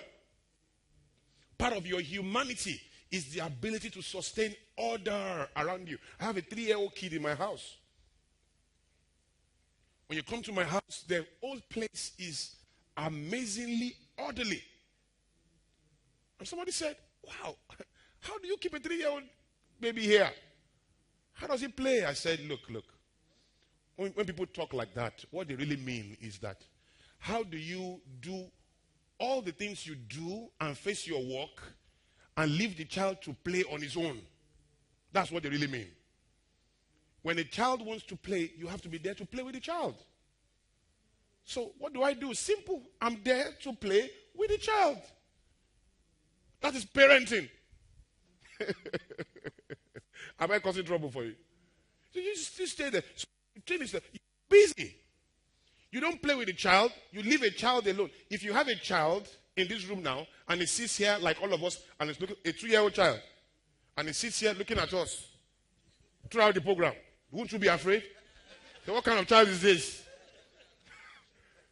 Because that's not natural. A child is born with 3 qualities. One of them is curiosity. Too curious, and it's a great thing that parents must preserve in the child till the child is 6, because that is the reason why African children don't invent anything. Because we beat and correct that potential out of the children in the name of punishment, in the name of correction. And a child should remain creative, curious. Curiosity is the pathway to creativity. And you have to keep the child curious. And the child will ask questions. And we touch everything. The child comes here and picks this TV and opens it up and breaks it on the floor. You say that the child is destructive. The child is not destructive. The child is curious. He's trying to understand why this thing works the way it does. You are the one that needs to rent a space in the head of the child to know what is going on there. And if that's too much, don't give that to a child. Please. It's adult arrogance to behave like that. If you don't want the child to disturb anything, take them away from there. Don't go and put your eagle air feathered throw pillow at arm's reach of the child. He's going to pick it and tear it into pieces. And it's not destructive. He's trying to understand. You should give him more to destroy. And if it's too expensive, they take it away. But the child must play. You can't put a child here and say, keep quiet, keep quiet. It's oppression. You are denying the child the expression his individuality deserves. You know, keep quiet, keep quiet. No, you should keep quiet. You should let him rove and play. And if that's too much a problem, leave this place. But don't tell a child to keep quiet. Children don't keep quiet. When they do, they're not gonna children. They are programmed. A lot of submissive kids are not submissive. They are subdued. They are subdued. And that's why when they begin to manifest that behavior somewhere at 18 and 19, we say, talofijo. No, there's no such thing as a stubborn child. They are only ignorant parents. And every child that misbehaves is a copy of the ignorance of the parents. I'll return to these other things soon. Can I take you, ma'am? Your hand was up. She will need a microphone. Are we all together? Are you loving this? Yes. You're not angry, are you? Good afternoon, everybody. Don't be. Yes, ma'am. I'm actually guilty. That's incredible humility. My daughter is very, very intelligent. Very intelligent and curious. But each time she does all that, shut up, you're making noise. Don't do this, don't do that. And I noticed that she just withdrew. Yeah. Toluwani, what's wrong? Talk to mommy. She will just look at me as if what's wrong with this woman. Yeah. But you asked me not to talk, so why are you now asking me what's wrong with me? That's it. My mind is just heavy the way you're talking because she's very intelligent and I don't want that thing to just... It's not too late. Like that. How old is she? She's 6 years. She's not too late. You can still do a lot. She can scatter this whole place in less than 5 minutes. Amazing. She can misplace her things. Mommy, I don't even know where I dropped my pencil. I don't know where I dropped my food class. Do you help me see it? She's like that. But each time you say that, I'll pounce, I'll beat her very well. You have to do this, you have to do that. What can I do, sir? Wow.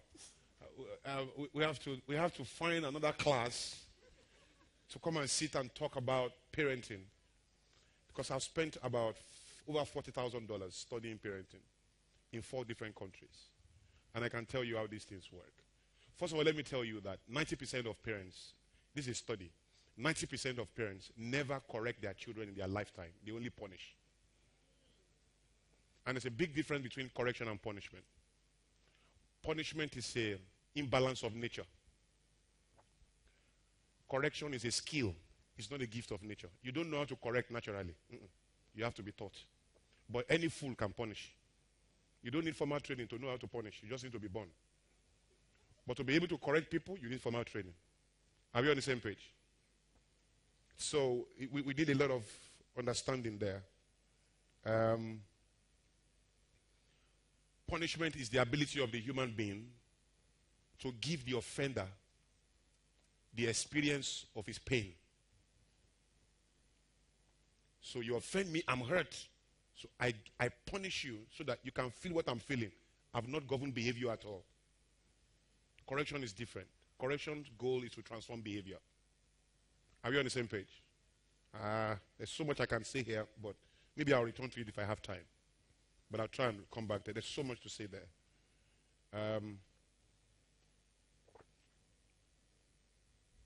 A lot of times, when we correct our children, we don't correct them for doing what is wrong. We correct them for doing what we don't like. Hello? We correct our children for doing what we don't like, not for doing what is wrong. What they have done is not wrong. What is wrong? If a child breaks a cup now, is he wrong? Who should break a cup? An adult? That's not wrong behavior. That's expected behavior. Hello? There's a difference between expected behavior and wrong behavior. And because expected behavior is contrary to your comfort and convenience, does not mean it's wrong. When children tell the truth, you cane them. Once you cane the child for saying the truth, you say he has confessed, so don't do it again. What you are telling the child is, because if he had lied, he will have gone scot-free. And maybe his cousin will have lied, and he's going scot-free, and they will mock him. Yeah. So what you are telling the child is, when you say the truth, it means pain. When you lie, it means freedom and peace. So the child is too young to process that. So what's he going to do the next time? He's going to lie. No child lies naturally. Lying is a learned behavior. Most times, a taught behavior. I'm coming, man. Am I talking to you? But I'm coming to order now because I have to talk about correction very strongly to maintain order and rules. So maybe that will answer the question. If I still don't answer it, then ask again. Are we together? So you need to understand these things, that a child is a child. Your goal as a parent is to produce a particular kind of intelligence and character in the child. You will do that between age 1 and 6. By age 6, a child's personality is 80% formed. 80%. 80%. And you see, you have a whole life to live, but by age 6, 80% formed. 80%. And we alter that between the struggle of correction and punishment. A child is born with fearlessness. As a parent, you should protect that fear till the child is 6. That fearlessness till he's 6. Because the most powerful word in the life of a human being is not yes, it's no. If all you know how to do in your life is to say yes, you'll be used, abused, dumped, taken for granted, and attacked. If you learn to say no, you have a lot of peace. Now, yes is nature. No takes responsibility and courage. Your child should be able to say no. And if a child can say no anywhere, he's going to be saved from a lot of vices. Friends, cultism, girls, parties, boys, and all the nonsense out there that take our children away. A child should be able to say no. And to be able to say no, you need to get the child to remain bold, confident, assured. All of us were born courageous. We learnt our fear. And who taught us? Adults. Adults. My child is 3. He has never been caned. Never. Last night, he didn't want to sleep. I was so tired, haven't walked all through the day. And I was just on my bed and I said, honey, what do you want to do? I said, David, sleep now. Sleep now. Daddy, I don't want to sleep. He was grabbing the pillow. I don't say too much. Sleep. Sleep. And that's where he slept. We don't need punches. We don't need cane. The human being, first of all, is designed to respond to words. The problem with most of us is that when we started having children, we were not using words. We're using words well. We're using words wrong. So you have to give meaning to words. And let your authority be emphasized.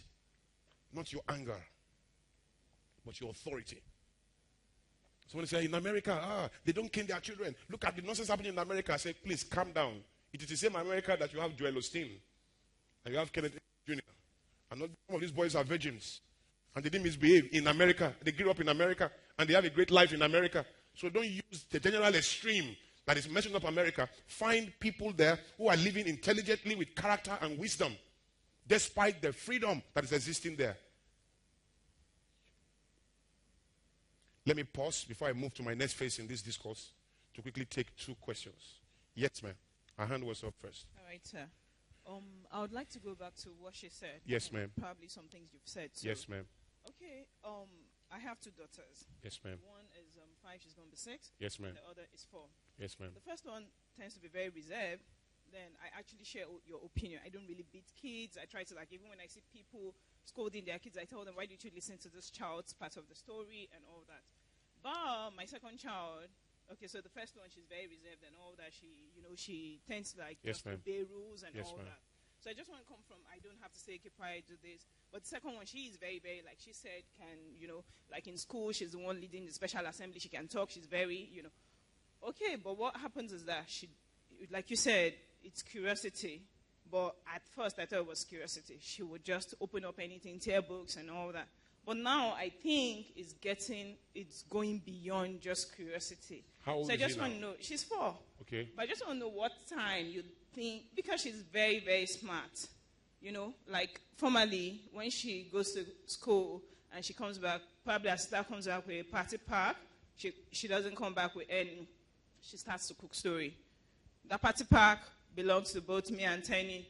This person did this, and like, at first I was like, okay, but now I feel like this is turning into lies.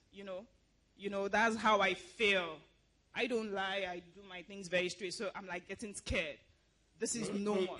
Like I feel like she's cooking so much stories. Like she can just like come today and say, Mrs. Eden didn't give me food today in school. And I go like, really? I get scared at first because I tend to believe children. Anything you say, why this? And then I said, I have to call Ms. Eden. I was actually sincere saying I have to call Ms. Eden. She said, no, she gave me this small food and she changed the story. And then this morning I had to beat her for breaking a ruler. She was already playing with the ruler. I didn't care and all that.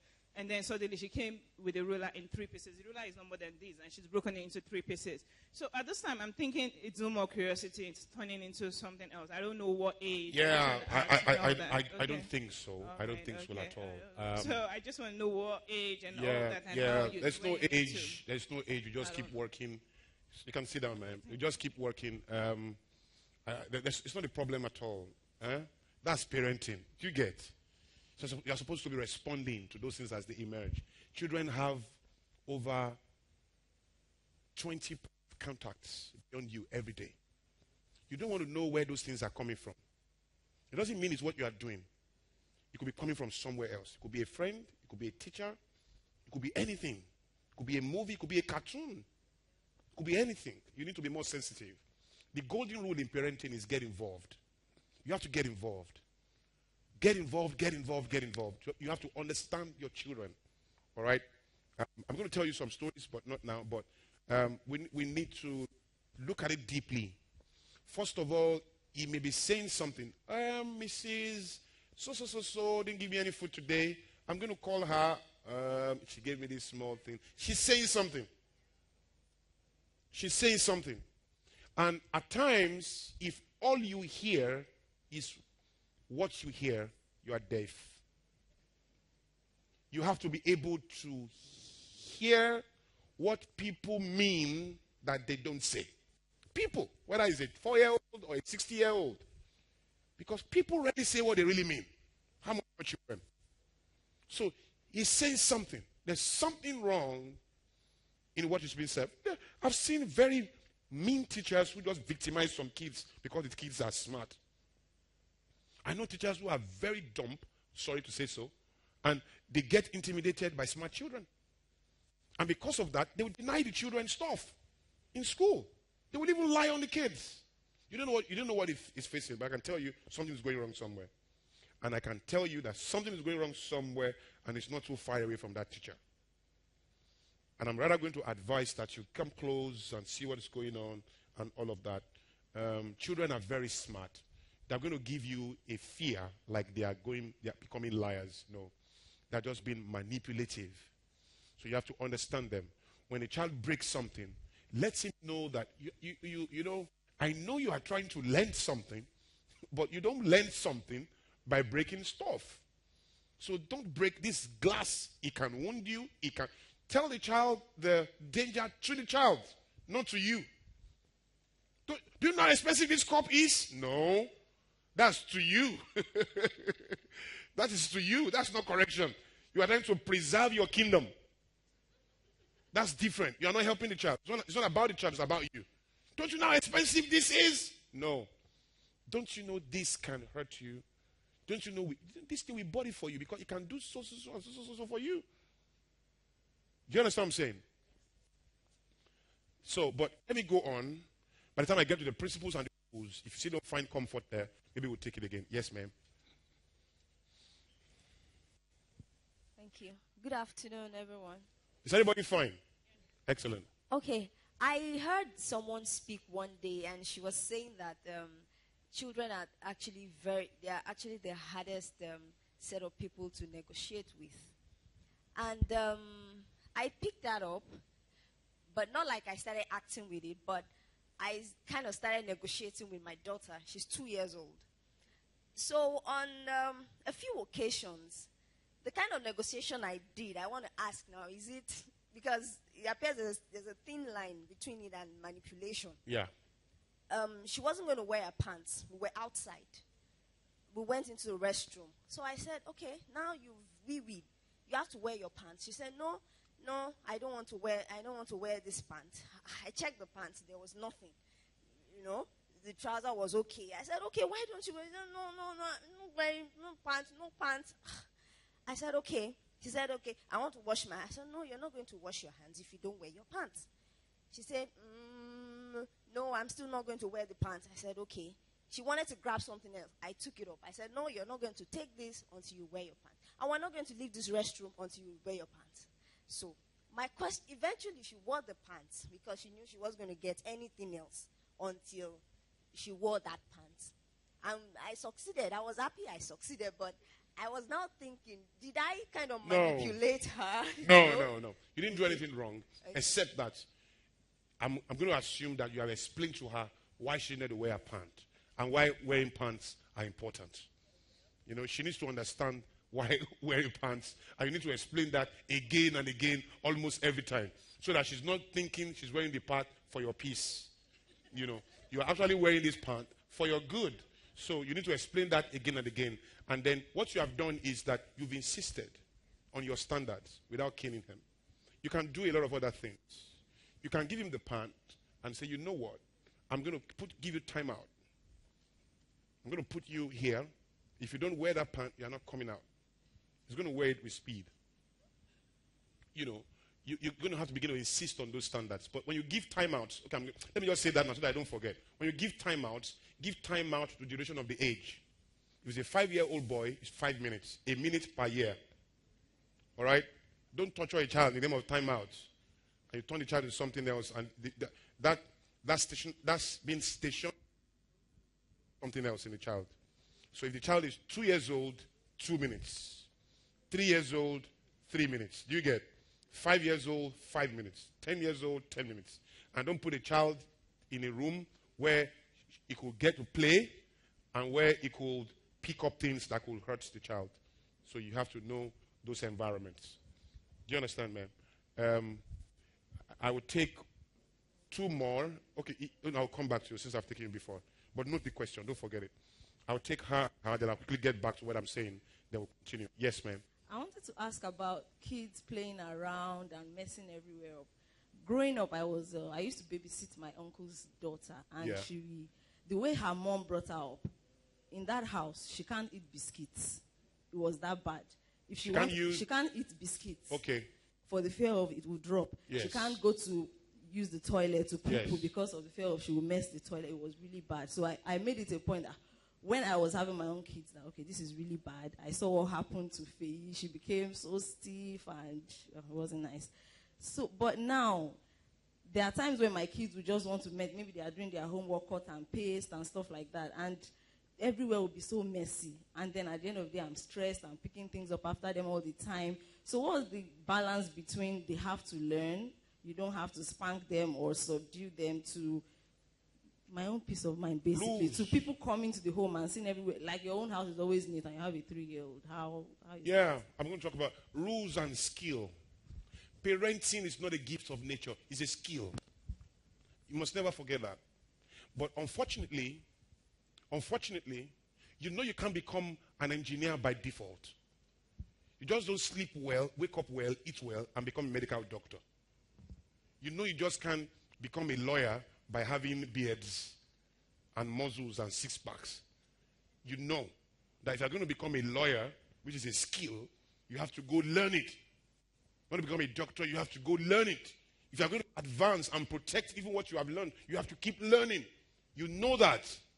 So you acquired BSc, MSc, PhD, PMP, Prince 2, Prince 2, PDP, AC, APC. I mean, you just acquire all the degrees in the world to put yourself on top of the game.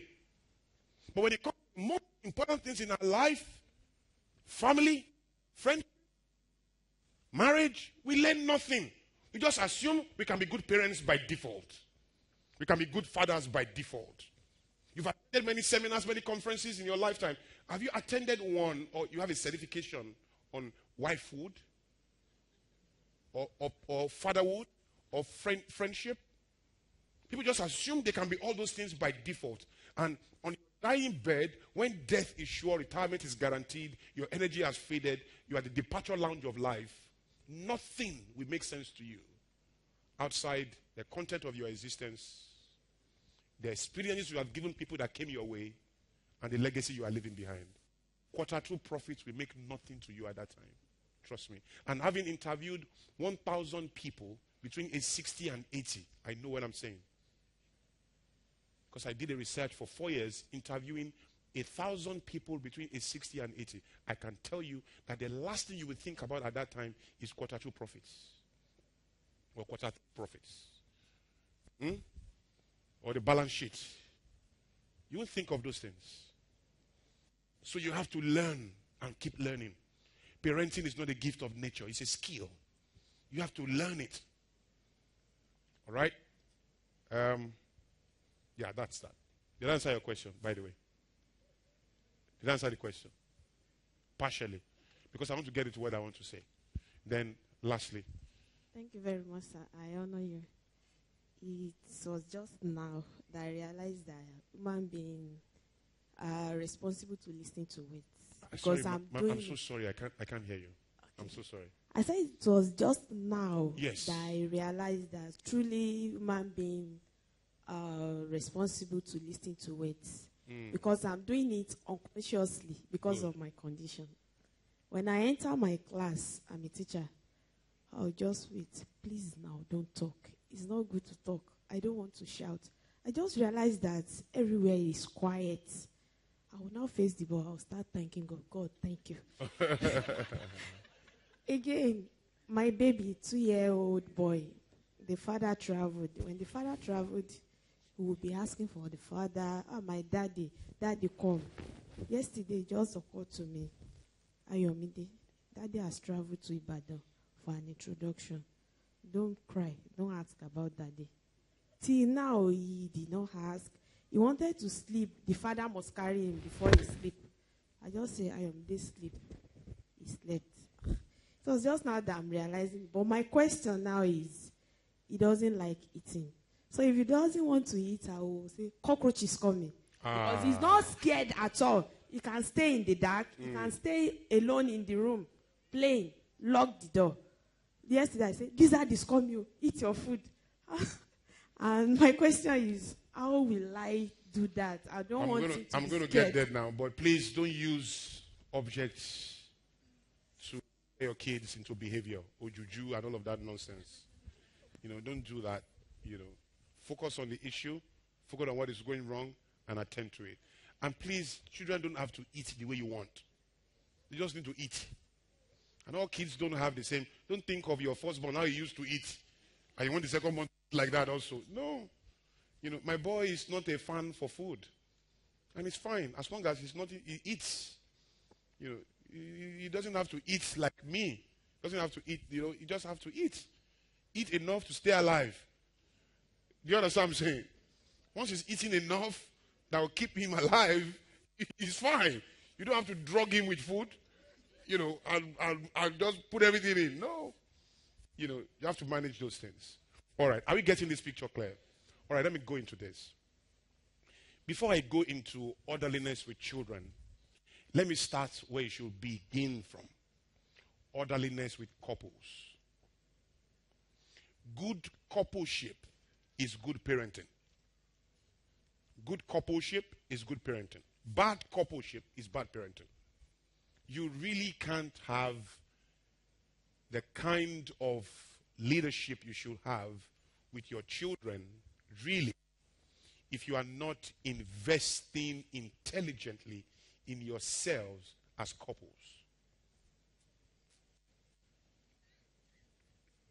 So, when you have a way you conduct your affairs and you manage expectations and you manage task, roles, and responsibility and functions between yourself and your wife or your husband, your spouse, that is, children are simply going to copy that. It's as simple as that. I know a father who said to his wife, I've told you, stop shouting on these children. I don't like it. You know what the kids are hearing? I've told you. Shout on these children. It's what works.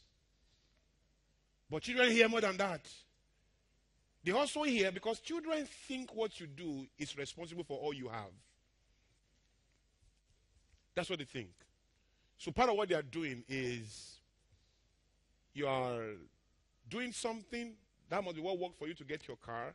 That's what worked for you to have your house. That's why you are so rich. That's why you are so popular. It is this shouting. They just put everything on it. Everything you do. Kids just make, that's why daddy is like, that's why daddy is, people come to him. That's why daddy is. So they will embrace your error as a tool. Are you following me? So you really have to deal with that.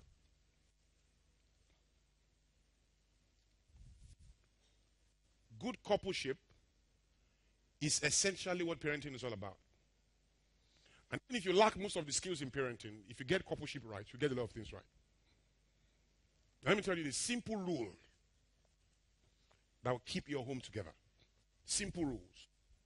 These are rules. I will expect you to explore them. Maybe not accept them in case they are too contrary to your practice. But at least consider them and study them and check them again. I have a very short time left, so just follow this, please. First of all,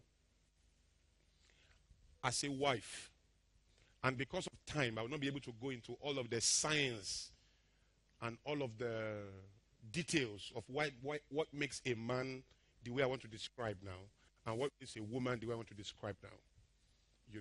I would have loved to explain all of that, but we don't have time at all. So I'll just go to the summary. A woman, because of the makeup of a man, should never instruct a man in the home, I mean. A woman, a wife, let me say a wife should never instruct her husband. If you can do that as a woman, That's order.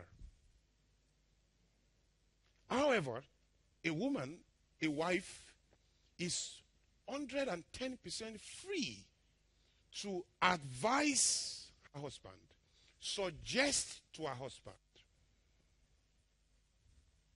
present to her husband, but not insist with her husband. You don't insist on having something done. You don't do that. If you can keep that rule, you are aligning with the design of a man. You will tell him to remove his pants, and he will remove without thinking. He will sign out checks to you. He won't even know that the account is empty. If you learn not to, in a home, argument should not exist at all. If the spouse understands that you don't insist on anything, you advise, you can negotiate, you can counsel, you can present an option, you can reason, but you can't insist.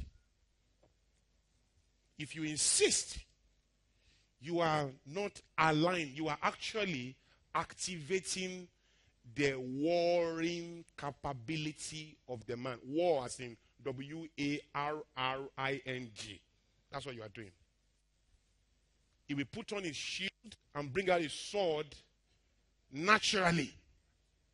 Because his design, part of his design is to respond as a warrior. And when your husband is acting like that, please don't ask him why. Ask yourself, what are you doing? Most of the time, you are the incubator. And most men are damaged. They're already in that mold, growing up. Their mothers and their fathers and their friends didn't relate to them right. So they've been beaten to respond with their sword and shield. If you follow that reading, you will experience the same thing, even worse. Because for you, because you are living with your husband and you are to go together in the home, familiarity is nature. So it may take him 3 hours to realize you bring out his sword outside. It will take him 1 minute to bring it out at home. Because of the wall of familiarity, which you cannot eliminate. You can only manage. I know ladies don't like to hear what I just said now.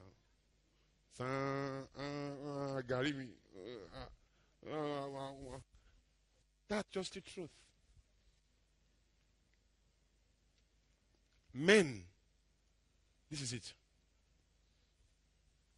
You have only one thing to do with a woman. Only one thing. Only one. Well, 3. The first one is, anything she wants, do it. Number 2, anything she wants, do it. And number 3, if 1 and 2 fails, start again. Anything she wants, do it. Perfect home.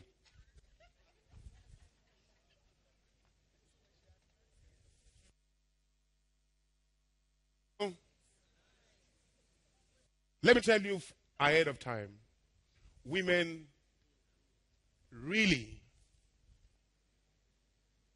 are stronger than men, but they like to pretend they are not. And men have been deceived by the flawed standards of society to say that they are stronger. You may not know that. Women are amazingly, when you learn to relate with your wife the way I said, you'll be very rich. Because simple advices will come to you with, from a foundation of ignorance. I mean, she will know nothing about oil and gas, and she will just say it like that. You ignore it like that, you have just ignored your breakthrough. From nowhere, I'm saying, no pedigree. No resource background. We are talking metaphysics. And she's a teacher. She will just say, well, at times I think that thing should come from under the table. And that's the answer. You know, but if you allow that environment, more will come. Because for them, it's nature. Oh. You must ask me questions now. I wish we still have more time for questions. Because you guys need to be able to understand how this works.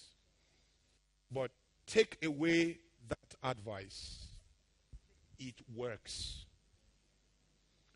Let me tell you one thing about money. Did you understand what I just said about advice and doing what she wants? The only thing you are free to reject that she wants you to do is when you perceive that what she, because as a general and as a warrior, you know the smell of the adversary. When you perceive that what she's saying is destiny sensitive, and if I do this, it can really slow us down. Even if you are wrong, don't allow it. As the head of a home, you are not supposed to take right decisions. You are supposed to be decisive.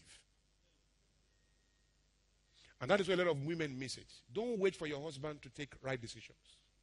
And when he takes the wrong decisions, be glad that he was decisive. Even if the decision ended up being wrong, it's still better to have a decisive husband than to have a husband that will wait forever to take a decision. Your husband needs to be decisive. When it takes a decision, by being decisive, the energy of the universe is available to make it work, even if it's the wrong one. You abandon yourself in that process. And all of these are sciences I can explain to you. But trust me, don't wait for the right decision. If your husband says, now husband, don't take a decision without first of all assuring your wife that you understand our advice. There's something I call the law of delayed response. Apply it a lot. If you have time, don't answer immediately. Honey, I want you to do this, do that, do that, do that. That's your wife speaking. Don't say, no, I've thought about it. I don't think we should do that. Even as she's saying it, you know this is dump. As she's saying it, this is dump. For what it is worth, just say, wow. Wow. How did you think of that? It's a great idea. I'm going to think about that. That's another side to it. It's dumb, Paul. I said it. If husband can't act enough to win Oscar, they may not do too well with a woman. You have to be able to act the part. Don't be true to a fault. You must not be true to a fault. You must not be true every time. At times, you have to know how to manage the truth. You know, it's like when armed robbers come to a place and you are hiding somewhere. You are hiding there. You are in the house. Armed robbers now walk in and say, Mr. Fred, come out, come out. And you know that where I'm hiding, they will never see me. If I remain here 10 years, nobody will see me here. Come out, come out. And you didn't come out. Are you not lying? Are you not lying that you are not in the room? Come on, talk to me now. Are you not lying that you are not in the room? You are lying that you are not in the room. You are in the room, you are distorting the facts. The fact is you are in the room. If lying means distorting the facts, you are distorting the fact that you are in the room. You are now trying to get the armed robbers to believe you are not in the room. So, by the technical meaning of lying, you are a liar. You have lied at that time. But who cares? Who cares? Do you worry about the peace of an armed robber? So, for you to be deceiving somebody in his meaning, the person must lose and God must frown. If you look at God's face and he's not frowning, and the person loses nothing, then you probably are not doing anything wrong. So though you are hiding in that roof, does the armed robber lose for you lying that you are not in the room? He doesn't lose anything. Do you understand what I'm saying? Is God angry that you are hiding in a corner? No.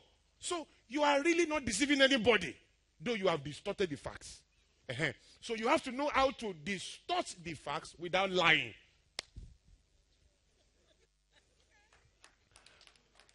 Now I'm causing trouble, right? Now this is it.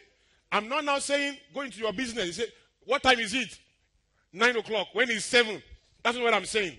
I'm saying in the home, you don't have to say what is stupid, stupid. If somebody says, look, can we just go and give all our money away? Abba. That sounds like really dumb. But you don't now say, from your mouth. How can you say that kind of, how can we? No, you don't say that. You will say, oh, really? You are distorting the facts. This is a very dumb thing she has said, but, we can give you some dignity. So you say, oh, really? Why did you say so? You say, I think that, I mean, this is another perspective altogether. You don't have to say, what kind of rubbish is this? You can just call it another perspective. Do you get what I'm saying? It's like saying something is half full instead of, half empty. It's just the difference between optimism and pessimism. Do you get the wisdom? So I'm not asking you to go and be lying. I'm saying act the part. Speak with some dignity. And say, okay, you know what? Let me get back to you. And then you go. And then a day after, you say, honey, that you were saying yesterday, I thought through it. I think I like the idea, but don't let us do it. Let us do it this way. You know what you have done?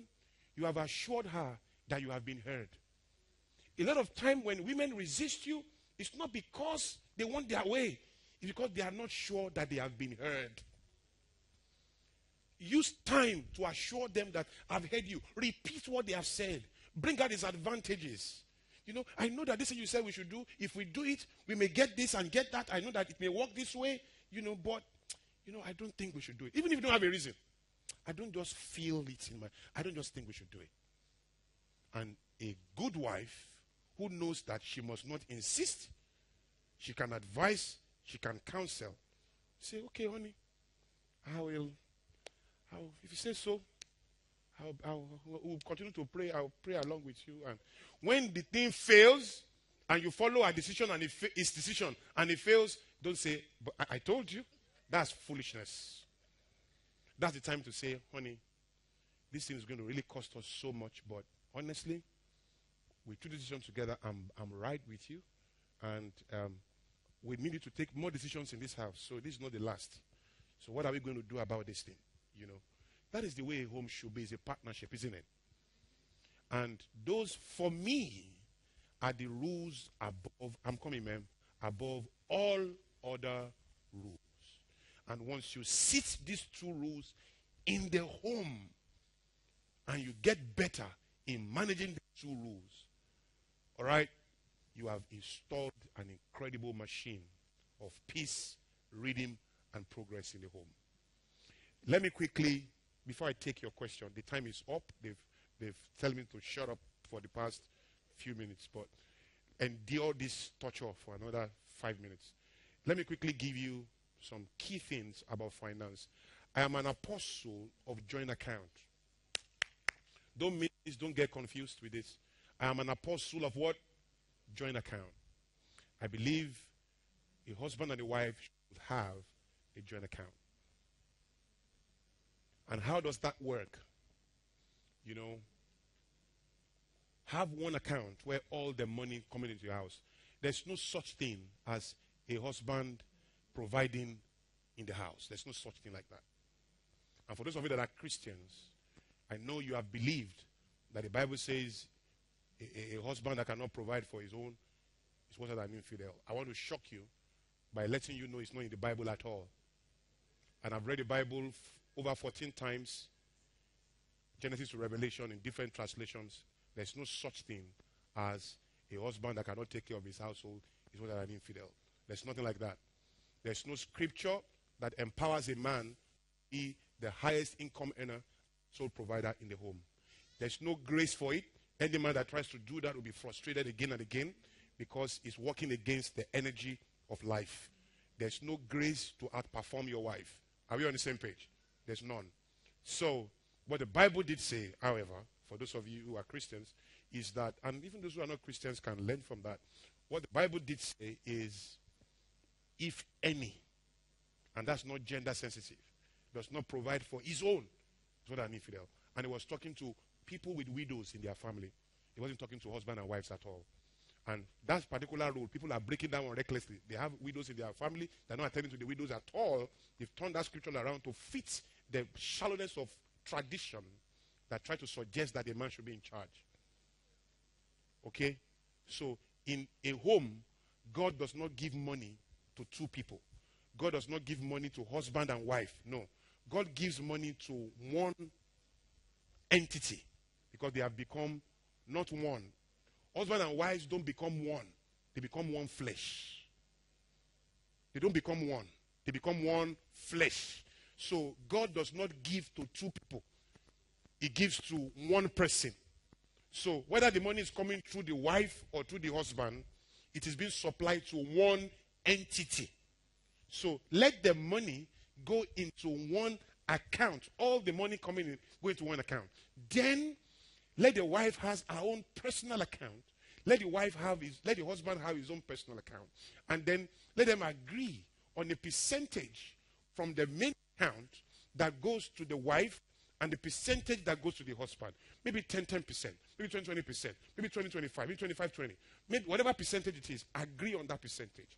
And then if it's 15%, for example, 15% from the main account, which both of you are signatories to, and nobody can take a kobo from that account without the two signatures. Are you getting it? So the money is put. Then from that account, take the 15% for the wife. And when she has the 15%, if she likes, she can buy Brazilian Air with all the money overnight. That's her issue. She will wait another 30 days to receive the next supply. And if you like, give all your money to the poor. You know, it's fine. Except that you will wait another 30 days to get the next supply. And then don't just keep those two accounts.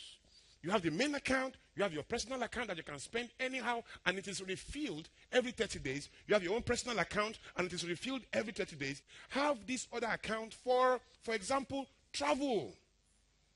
And then you put maybe 5% of all your income in a travel account. Don't pay rent when the rent is due. Pay rent every month in an account. Don't wait for, rent is going to be due. Let's say, Lord, supply me. It's foolishness. It's not tact. It's not tactful. What you need to do is break the rent down into 24, 2 years, or 1 year by 12, and work to save it every month. And God will help you to save it. And if you miss a month, you will make it up in the other month. And most of the time when you start doing that, you won't save 12 months. By the 8 months, something will have happened, one opportunity will have come, the rent will be ready. Put something, I'm going to take you now, put something there. Have utilities account, your DSTV, your telephone, your newspaper, your all of that. Have that account. Have education for self-improvement. And put something there, both for the kids and for yourself. You know, for seminars and pay and do all of that. Have an account for investment. Put the money of investment in one place. Business is a risk. There's nobody in the world that can do business every time that will not fail. Every successful business must fail. Whether you like it or not. You can't get it right every time. But lose the money of the investment, not your life. So if you have put a percentage for investment, once an opportunity comes, check that account of investment. If the money in the account for investment is not enough to do the business, it's not your opportunity. Opportunities are for everybody, but not every opportunity is your opportunity. So have the courage and the discipline to watch the opportunity go or together to make the investment happen. But don't respond to every investment opportunity and invest only from your investment account. I invested with somebody, we did a business together, the business flopped. Then December, I took my family and we're going on holiday. Then he called me, "You're going on holiday? We lost money." I said, "No, I didn't. I lost the money for investment. My life is still together. I already have holiday money. That's what I'm taking now. So I don't have any problem. Because business will fail. And if it fails, let the business fail, not you. So lose the money of your investment, but because you have other accounts that are taking care of other areas of your life, you will pay school fees easily, even though you lost the investment money. Hello? Investment money can be 10% of your money. This is wisdom. And then, have money for, look look at your life and put the money away. Have savings account. You are not too big to have savings account. Have savings account. What is the goal of your savings account? So put enough money there that can maintain your lifestyle for 2 years, even if you do nothing. And keep saving that one. If possible, put it in a foreign account. Keep it in dollars, dumb account, so that its value remains intact. If you can't maybe put it in gold, do something. Have I advised you? Now, for children, there's so much about money, but I mean, time is up. It's just that time is up. Yeah, time is up. Now, let me say this finally. Don't forget, this guy is coming to stop us finally. So now, this is it. This is what you're going to do. For children, learn to use rules. Not necessarily caning. And don't forget this. There's a difference between correction and punishment. Your goal is to correct, not to punish. Punishment only transfer aggression. The goal of punishment is to give the offender an experience of your pain. The goal of correction is to transform behavior. And to do that, you suspend your pain. You suspend your pain without judgment and seek to help the offender in a way that governs his behavior. For example, a child comes here. You've told this child, don't come here. Don't come here. Don't come here. 500 times, don't come here. Then the child came there and pop, and it shocked him. You've told the child, if you come here, it will shock you. Then he came. What do you do? Sorry. Good for you. Thank you, Baba. What do you do? Come on, talk to me. Let's learn this quickly. Sorry. I told you. Yes, ma'am. Tell him to touch it again. Wow. You see? These are great teachers. That serves you right. Good. Eh? Obi. Eshe. Obi. Eshe. Cool. But see, you are all wrong. Because there is a law of double jeopardy that says you can't punish me twice for the same offense. Is there any lawyer here? Any lawyer? Am I correct? Is that a good summary of it? You really can't sentence me to jail twice on the same offense. Affliction shall not raise his head twice. Are we on the same page? So, if he comes here and he touched this thing and he's shocked, he has been punished already. He's not going to. You don't need to rub that in or remind him. He has been punished already. What he needs at that time is not further punishment. Or be punishment. Show-time punishment. For your hand again, punishment. Galatia. No, punishment. You know, all those things, more punishment. What do you need to do at that time? An amazing opportunity to remind the child that I'm daddy or I'm mommy. Anything you do, no matter how bad, come to mommy first. How are you going to do that? By saying, honey, can I see your hand? Oh, it's paining you. Come, let me bring this. Sorry, and you treat it. You know what you are saying at that time? You are saying because he knows Daddy has said I shouldn't go there. He knows it will pain me. He went there. It happened. And you are responding with love. You are saying to that child, no matter what you do, come to me. And if you don't keep that channel open, you think he will come to you. You go to his have wisdom. They will mess him up. Do you understand what I'm saying? Your child should be able to come to you to tell you anything. God forbid. Mommy, I've killed 10 people today. God forbid. But it should be able to tell you anything. Anything. Mommy, I feel like having sex. Like yeah. Like yeah. Like yeah. No, you don't do that. Do you understand? You say, don't forget one very nice word that you must use a lot as a couple and as a parent. Oh, really? Keep that word. Gum it to your mouth. Oh, really? Anything you hear from anybody, start with, oh, really? Anything you hear at any point in time, what do you do? Oh, really? Say with style and swag. Oh, really? Style like that. Let me tell you this. Greet every knowledge with curiosity, not prejudice. Greet every knowledge with curiosity. Anytime you hear something, greet it with curiosity, not prejudice, not conclusion, not judgment. Greet it with curiosity.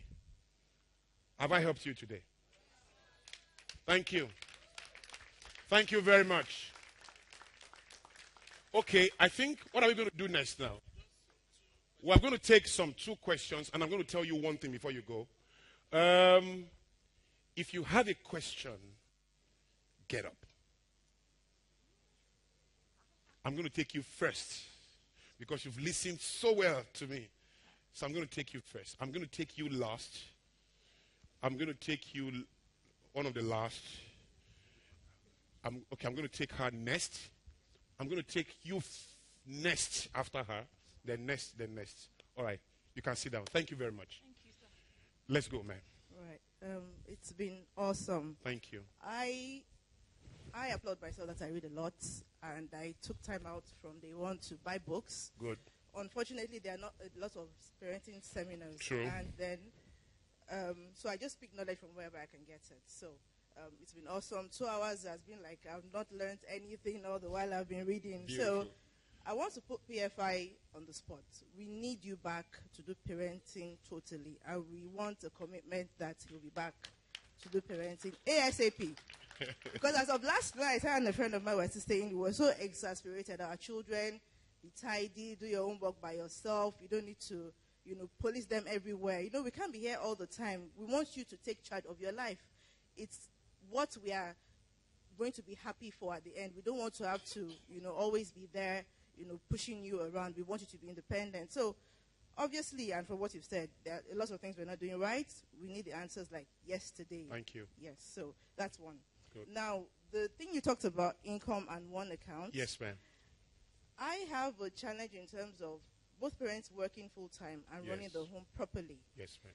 The pressure on one income can be really daunting. True. So what is the advice, really? How do you run the home properly with both parents running full-time jobs? Yes. How does that work? Okay. Yeah, I think that's it. Okay, I'll respond to that very quickly because I'm not good at taking all the questions. So, first thing is, thank you for the comments. I hope PFI can work it out so that we can get back here as fast as possible. I'm actually going to be partnering with PFI as well at a level but we'll do a lot of these things. But, first of all, when I say God supplies one entity, I'm not asking one party to stop working. I'm saying even if both parties work, take the money. Even if both parties work, 10,000 naira, make it 20,000 in one account, and then distribute from there. You understand what I'm saying? I have about 26 couples working with this wisdom right now. In fact, one couple, one husband was going to begin to have an affair. So he was having this affair, and the affair, of course, affair takes money. It's a financial lifestyle. So he was going to, but he realized that he couldn't keep up. He couldn't keep up with the affair because he had to buy stuff, and there's a way the money leaves the account. Money does not leave the account without. So the wife also is able to know, because somebody said, my husband bought a Benz for somebody. I said, you see, that Benz cannot be bought if you are keeping joint account. It can't be bought because she will say, sorry, where is this money going? That's about 20-something million. About 17 million. Where is it going? So you will know. It also regulates behavior. This joint account, it regulates behavior. And trust me, once you can capture anybody's money, you've captured him. Because every other behavior is funded by. So this joint account, it has all kinds of advantages. Never forget. Now, the way to do that is that for a long time, my wife and I worked on one income. And you can't eliminate God's grace and God's support in all of these things and the place of prayer. But we worked on one income because it was just impossible. My wife is, she finished the 2-1. She started working from campus. She was recruited by an oil and gas firm right from the campus. She's got all of that, begged by banks to join them, all of that. But she just never had this, in for working for in a for-profit environment. She just wanted to do the kind of things we're doing. So she just stopped working, and we had to accept that. And she stopped working at the time where I was still trying to, I was just leaping, but we're able to go through it. But it takes a lot of understanding. It takes a lot of, but the most important thing it will take is to live within the confines of that income. You don't need a lot of money to live life. And I can tell you that for every level, there's a new depth. People don't actually get richer. Because when you begin to make 10 million, your needs are going to go to that level. That's why I tell people, if money is not enough for you now, it will never be enough for you. Never. Even if you make $10 billion, it won't be enough for you. Because your needs will grow to meet that income. So if you have 10,000 naira now, have peace in it. It is the only assurance that when you have 10 million, you have peace. If you have 5,000 naira and you don't have peace and you think it's because you don't have enough, it's not true. You have enough. You just don't have enough horse sense to be able to stay within the limits of what is available and to keep yourself within that boundary. That's what most people lack. That's what I lacked for a very long time. So there are rules. For example, you have to know what you cannot borrow. You have to know what you cannot buy. You have to know what you can afford, what you cannot afford. Somebody was selling a house sometime and he called me and said, I'm selling this house. This house is about maybe 200 million. They're selling it for maybe 40-something million. I said, it's a great opportunity, but not my own. It's not my own opportunity. So go and ask people that have 45 million. Because I can't put, if I go and put in the house, will I not go and, if I want to eat, I'll go and knock the house. Your house, please. How do we eat? How do we pay school? I can't do that. And it's not by house. My friend has 7 hotels in 4 different countries. He has 11 houses in 6 different countries. And he's a tenant in Nigeria. And he has no plan to be a landlord in Nigeria. He has no plan. He's not interested. When he travels to those countries, he stays in his suite. He doesn't have any plan. Landlordship is overrated. You don't have to be one landlord, The greatest thing you need to leave for your kids is here and here. It's not in the bank account. The idea of being a landlord is an overrated idea. Don't deceive yourself. And in the next 35 years anyway, real estate has no future. It's because of time that I cannot explain that. Maybe I've caused trouble for some people here already. But I have a science to that. I know what's going to be. For example, in the next 35 years, printing press has no future. In the next 35 years maximum, universities are going to be bungalows with servers. A church cannot have 10 acres of land. In the next 35 years, it's not possible. I have facts to all of these things. So you can't have 5 cars in the next 35 years. You can't have 5 cars. Where do you park them? You're not going to have space. Space is going to shrink. For that fact alone, do you know that you cannot have magazines? All newspapers are going to vanish. What we call e-books, e-articles, they are the books of the future. There will not be any physical book. Because the world is suffering from pulling trees down. Very soon, if you pull a tree down, you're going to go to jail. So, and without trees, there are no books. So I can explain a lot of all of these things, but there are supposed to be discussions in future. Yes. I've answered the question, ma'am. I think I have. Quickly. Good afternoon, everybody. How are you? Okay, I want to talk about parents that always use presents to bribe their children. Take that again, please. Parents that use presents to bribe. Okay. Bribe their children. Then again, I have a sister. She's always shouting down on her daughter. And every time she does that, I'm always correcting her. I'm always saying that, stop this. This child is going to start behaving the way you're behaving. She doesn't believe me. So I observed that if she wants to talk to her own junior sister, she shouts down, haha, just exactly her mother is doing. But she has still not come to terms that that's the reason. So in that case, what do you think she should do? She should go for learning. Come for coaching, come for counseling. We will help her. I do a lot of that. That's what I do. So I do a lot of coaching, behavior governance coaching. We do a lot of that. She has a lot of problems. She needs to deal with it. And she can be helped. Again, bribing your kids with gifts, it has its place. But it's not bribing. It's called value exchange. All right? So the way you do that is, I know a child, for example, and you have to understand value exchange. A guy gained admission to the university. He wasn't going to study physics for anything. The dream of his parents is that he will become a medical doctor. His own dream is to play for Arsenal. And he wanted to play for Arsenal. And he would go and train, go and practice, and he would read his books, and he was failing. Year one, he was failing. His parents want him to have a 2-1 in physics so that he can go study medicine in America. Do you understand? Because in America, where they were going, at least, they needed a first degree in sciences to study medicine. So he had to get a 2-1. They want him to get a 2-1 so they can even go for scholarship and all of that. So this guy was failing year one and all of that. They were having problems. So I met this guy. We got talking. I just met him on my own somewhere. We got talking. So he told me about his parents. They don't understand me. I want to play football. I hate medicine. I hate sciences. I said, you don't hate sciences. You don't hate medicine. Nobody hates anything.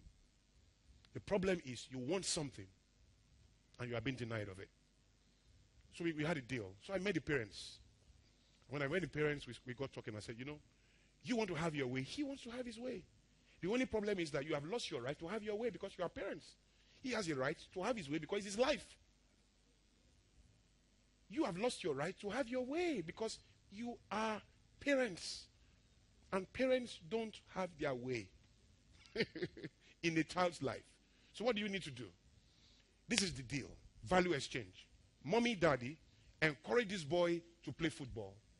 Buy him boots, buy him football, regiment how he will go for training. You drive him to training this week. You drive him to training next week. Watch him train.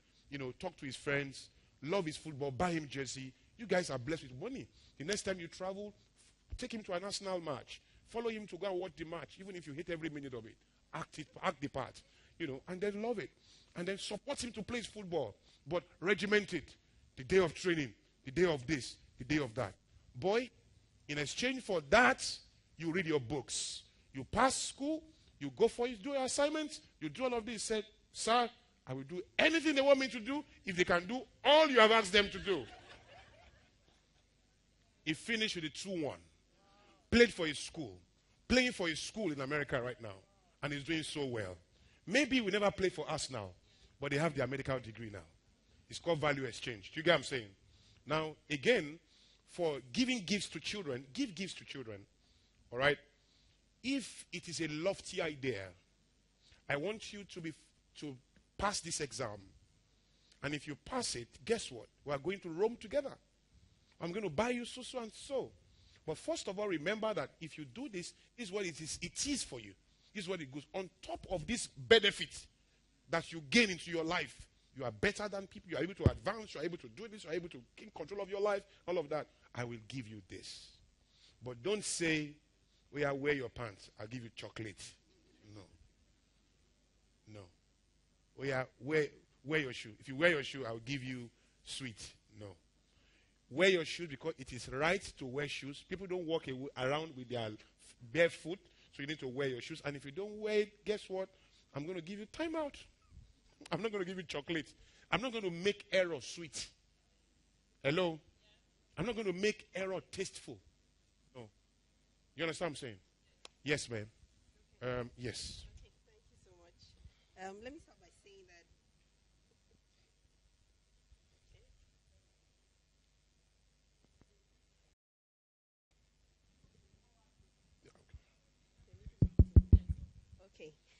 first of all, I'd like to thank you, Pastor, because we came in here just a few minutes ago, and it's really been impactful. Thank you. We went through so much getting here. We're just on the other side. Some policemen came and all the and all that. By the time we're through, I just said we needed to come down here. Great. We've really been blessed, and I also want to thank Sister Ijoma Mendes for sending that email, because this is the first time we're coming here. Beautiful. Now, my question is, when do we say a wife is instructing her husband? Because when I initially got married, I wasn't used to, explaining and advising where I come from. I just thought he should know what he's supposed to do. But it was as the years rolled by that I started studying him, and I also couple the fact that he's a psychiatrist and there's a lot of psychology. Yeah. So I had to modify, so when I'm trying to talk to him, I'm like, this, that, and all that. So at what point will you define instruction? Yes. When do you get to a point that you're saying, am I counseling or am I actually instructing this guy? Yeah. Yeah. Then that's one. Then the other question is about correcting kids. Yes. My son, I don't know, I want to ask if what I'm doing is okay. We've gotten to a point that I tell you, don't touch this thing. And you go there and he, he gets hot. Then he looks at me and we both laugh. And, I'm like, I told you, and then I go further by telling him, you see the reason why I said you shouldn't go there. Mm-hmm. It can hurt you. And you are crying now. Yeah. Is it okay? Yeah, that style. Yeah. If he does something bad and he sees me, looks, and we're already laughing, and he's like, oh, and all that. Yeah. So is it okay to continue with that, or how that method will not make him feel I'm so playful or something? I get it. Is it okay? I get it. Thank you. Now I'll start from the second one. Okay. If you find the child hurting from doing what he said he should not do, okay? Don't go like I told you. Because like I said, that's double jeopardy. So don't say I told you. What it needs at that time is love and attention. Okay? If you find the child laughing, you are free to say, I told you that. And the next time you do that, I'm going to give you timeout. Do you understand? I'm going to, administer some kind of judgment there. Do you understand? But always remember that all of these things are all part of a learning experience, both for the parent and for the child. Train a child in the way he should go. When he's old, no matter what you have trained, he will not depart from it. If you train rubbish, he will not depart from it. If you train wisdom, he will not depart from it. So you can't hope that you are training well. You got to know that you are training well. And that takes knowledge, that is skill. A lot of people are parenting, hoping that they are doing well. Parenting is not a lifetime activity. It's an 18-year project. Any act of parenting after 18 years is damage control. Any act of parenting after 18 years is damage control. By 18, your child should be ready to take any level of responsibility, from marriage to CEO. Once he's 18, he should have enough emotional intelligence and mental capacity to take on any level of responsibility. Anyway, God forbid, if he commits crime at that 18, they won't send him to a small jail and say he's too young. So there's nothing like he's too young once he's 18. If he commits the same crime at 17, they won't send him to jail. They will say he's a minor. They'll send him to a home. If he commits that crime 1 year after, they will say he's going to jail. If I beat your son at 17, I'm fighting a minor. If I beat him 1 year after, he's through fighting. Hello? Because at 18, society expects him, the social justice system expects him to be able to be ready for any level of responsibility, including a jail term. God forbid. Do you understand what I'm saying? So stop saying all those nonsense that he's not ready, my son is too young, he can't go for internship now, he can't do all of those things now. No. When you say those things, you may be correct. But what you're really trying to say is that you have failed in your responsibility to get your child ready for society by age 18. And society will not see your girl with puberty sign. Puberty sign all around and say, our mommy says she's not ready. No, don't toast her now. Daddy says she's not ready. When she's ready, we'll toast her. There's nothing like that. They're going to toast her all the same, and she better know what to say. Otherwise, she'll be stranded, clueless, used, abused, and dumped. Okay? The couple thing. See, this is it. You will always get to those times where, you see, husbands don't insist on their way every time, do they? Even the meanest of husbands, do they? No. So, but you always get to that point where wife believes that if we touch this Dell computer, we die. Husband believes if we touch it, we live. Wife believes if we touch this Dell computer, we die. Husband believes if we touch it, we live. You navigate that. Nobody is being arrogant. Nobody is being wicked. This is what they sincerely believe. Honestly, if we touch this thing, we die. Honestly, if we touch it, we live. At that point, how do you navigate that? this thing has destroyed many homes because they got to that point at different navigated. If you get to that point, you will get to that point at least 15 times in your marriage. If you get there 8-7 times without applying, responding well, by a particular point in the marriage, you begin to have problems. Because this determines a lot in the home. That's what I just described. Now, have you heard things like, my husband has changed after we got married? You know, it's such a silly thing to say. Your husband has changed. Of course, he has changed. He doesn't pay bills before. He doesn't pay rent. He doesn't take care of all the home. He doesn't do all of those things before. So, of course, he must change. When he was single, he doesn't drop money for school fees. He doesn't do all of those things. And you want him to remain the same? So, he has changed, of course. He has new responsibilities, new views, new frontiers, new vistas, new commitments. So, he must change. So, my husband has changed. That's not a shock. You must not express shock at what is normal. It's a flavor of insanity. He knows. He's a psychiatric doctor. If somebody calls your name, Mr. Shorion, he will be worried. As a psychiatric doctor, you'll be worried. Am I correct? You don't express shock at what is normal. If I say, Mr. Shorion, and if I say, what's your name, sir? If I say, Jeremiah, you must not say, if you do that at first, I will assume you are communicating some high humor. So I'll forgive you. So I'll call your name again.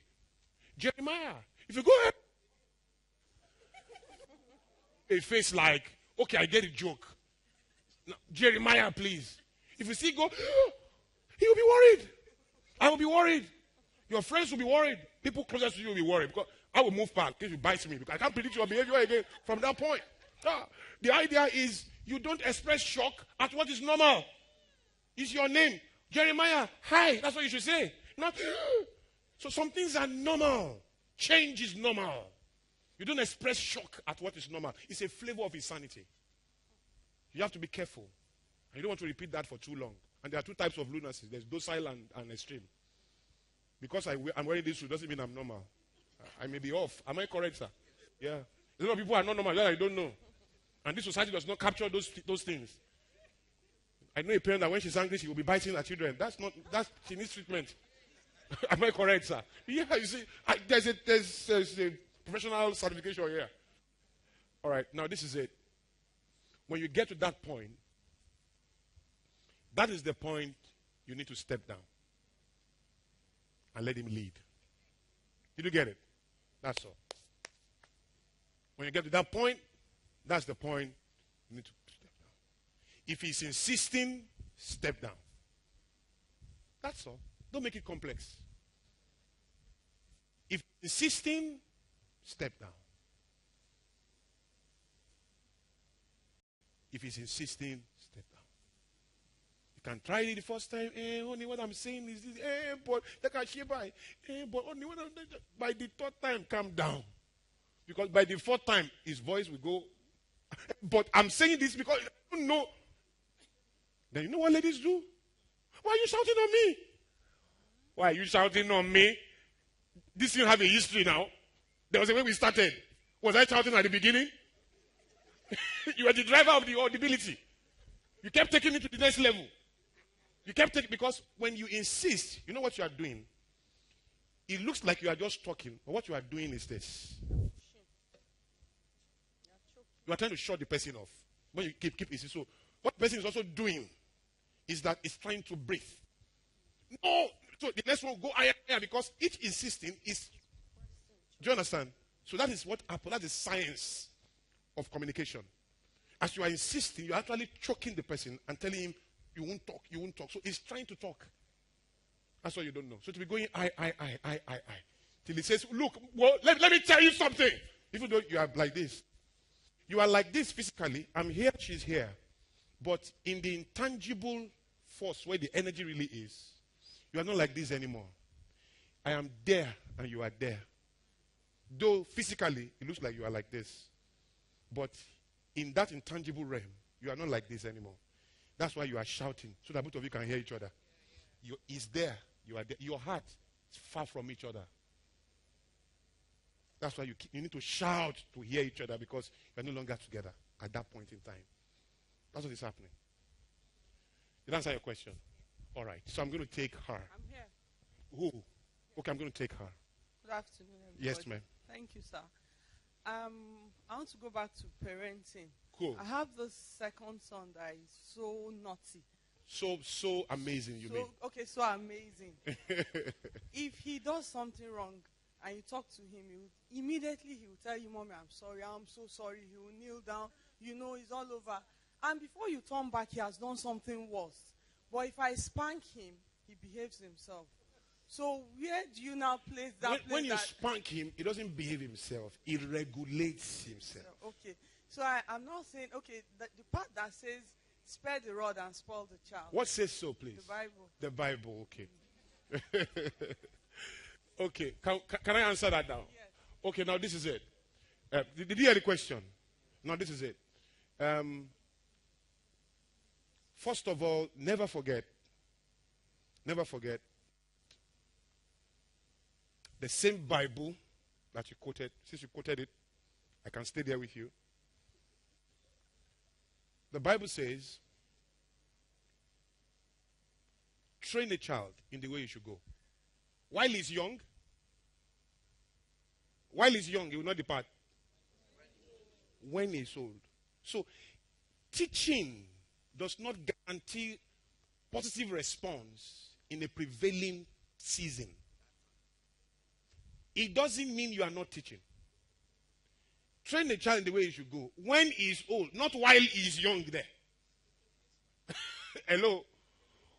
Train a child in the way he should go. So let me rephrase that scripture for you. Train a child in the way he should go. While he's young, it may seem like he's not following your way. But when he's old, he will not depart from the teaching. So that you can relax more. That he's not responding doesn't mean he's not following. The lifespan of a seed. Does anybody know the lifespan of a seed? Some seeds have lifespan of 500 years. Seed. 500 years lifespan. Now, if you see them, you think they are dead. The day they see air and water, they begin to grow. Some seeds have 50-year lifespan. I think the worst seed, I'm not sure of the facts now. It's been a long time that I checked it. But I think the worst seed you can never imagine will have a lifespan of about 20 years. I think so. Words are seeds. Teaching is a seed. When you plant it, it's there. Very soon, it's going to find water and air. And then it's going to germinate. Do you know what I've done in my life? From childhood, they've been teaching me scriptures. We wake up in the morning to read the Bible. We go out in the night, we torture to read the Bible. But the Bible says from childhood, we have known this old scripture that is blah, blah, blah, blah, blah, able to give us the wisdom that leads to salvation. So even though I was misbehaving, I joined the cult. I've tasted everything from chewing gum to cocaine. I spent 12 years in the university studying a 4-year course. I had 8 years of extra. Year 1, 3 times. 200 level 3 times. 300 level 3 times. 400 level 3 times. I spent 12 years in one university. Same lecturers. Younger and younger children for classmates. One school, I became Methuselah of the school. My mom used to call me Methuselah. Methuselah of Lasso. Methuselah. Because I was going to be in school forever. How many sets graduated in 12 years? 12 sets. Because every year, a set will graduate. Somebody committed suicide some years ago for having an extra year.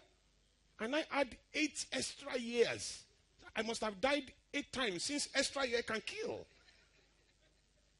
And I failed about 9 courses per semester. 7 courses per semester. When I got to 400 level, I wasn't in my final year. Because even if it's 7 courses alone, and I'm not exaggerating, let's say 7 courses per semester, times 1 session, 2, that is 14. 14 times 4, that's how many? That's about 40-something. I'm going to live in school forever. So there's no way I was going to graduate with 40-something courses undone. Look at my life now.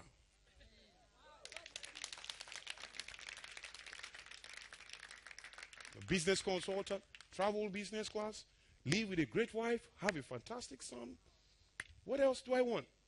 I'm a pastor in a 10,000 congregation church. What else do I want? Life has changed. In fact, I represent order for so many families today. I help families to stay right, young people to find their feet. I have over 14,000 young people in my database. My tweets make sense to thousands of people every day. People actually take decisions based on tweets. Isn't that amazing? For somebody that was a virus on a campus at the time, that had to be, they had to get an antivirus to eliminate, which was rustication. I mean, I was asked to leave the university. My nuisance value was huge. But see what God has done. So, assuming I'm your son, I never smoked cigarette before in my life. Never. It was too weak. I started with Indian hemp. And I take, and I'm not exaggerating, I take at least 2 parcels a day. And the parcel is about the size of my hand. And I'm the molder and the user myself. I rarely buy Indian hemp. I make. I sort it out myself, take care of the pods, arrange to use the Rizla, everything myself. Can you imagine? And then he knows that when I take a lot of that, I kill my brain cells. Taking that much per day, am I supposed to be thinking like this now? Do you have the capacity to think like this again? I should be in Yaba or somewhere. And people were convinced I was going there. Even I was convinced I was going there. But check it out. My mom cried many times, cursed me many times, and justifiably so.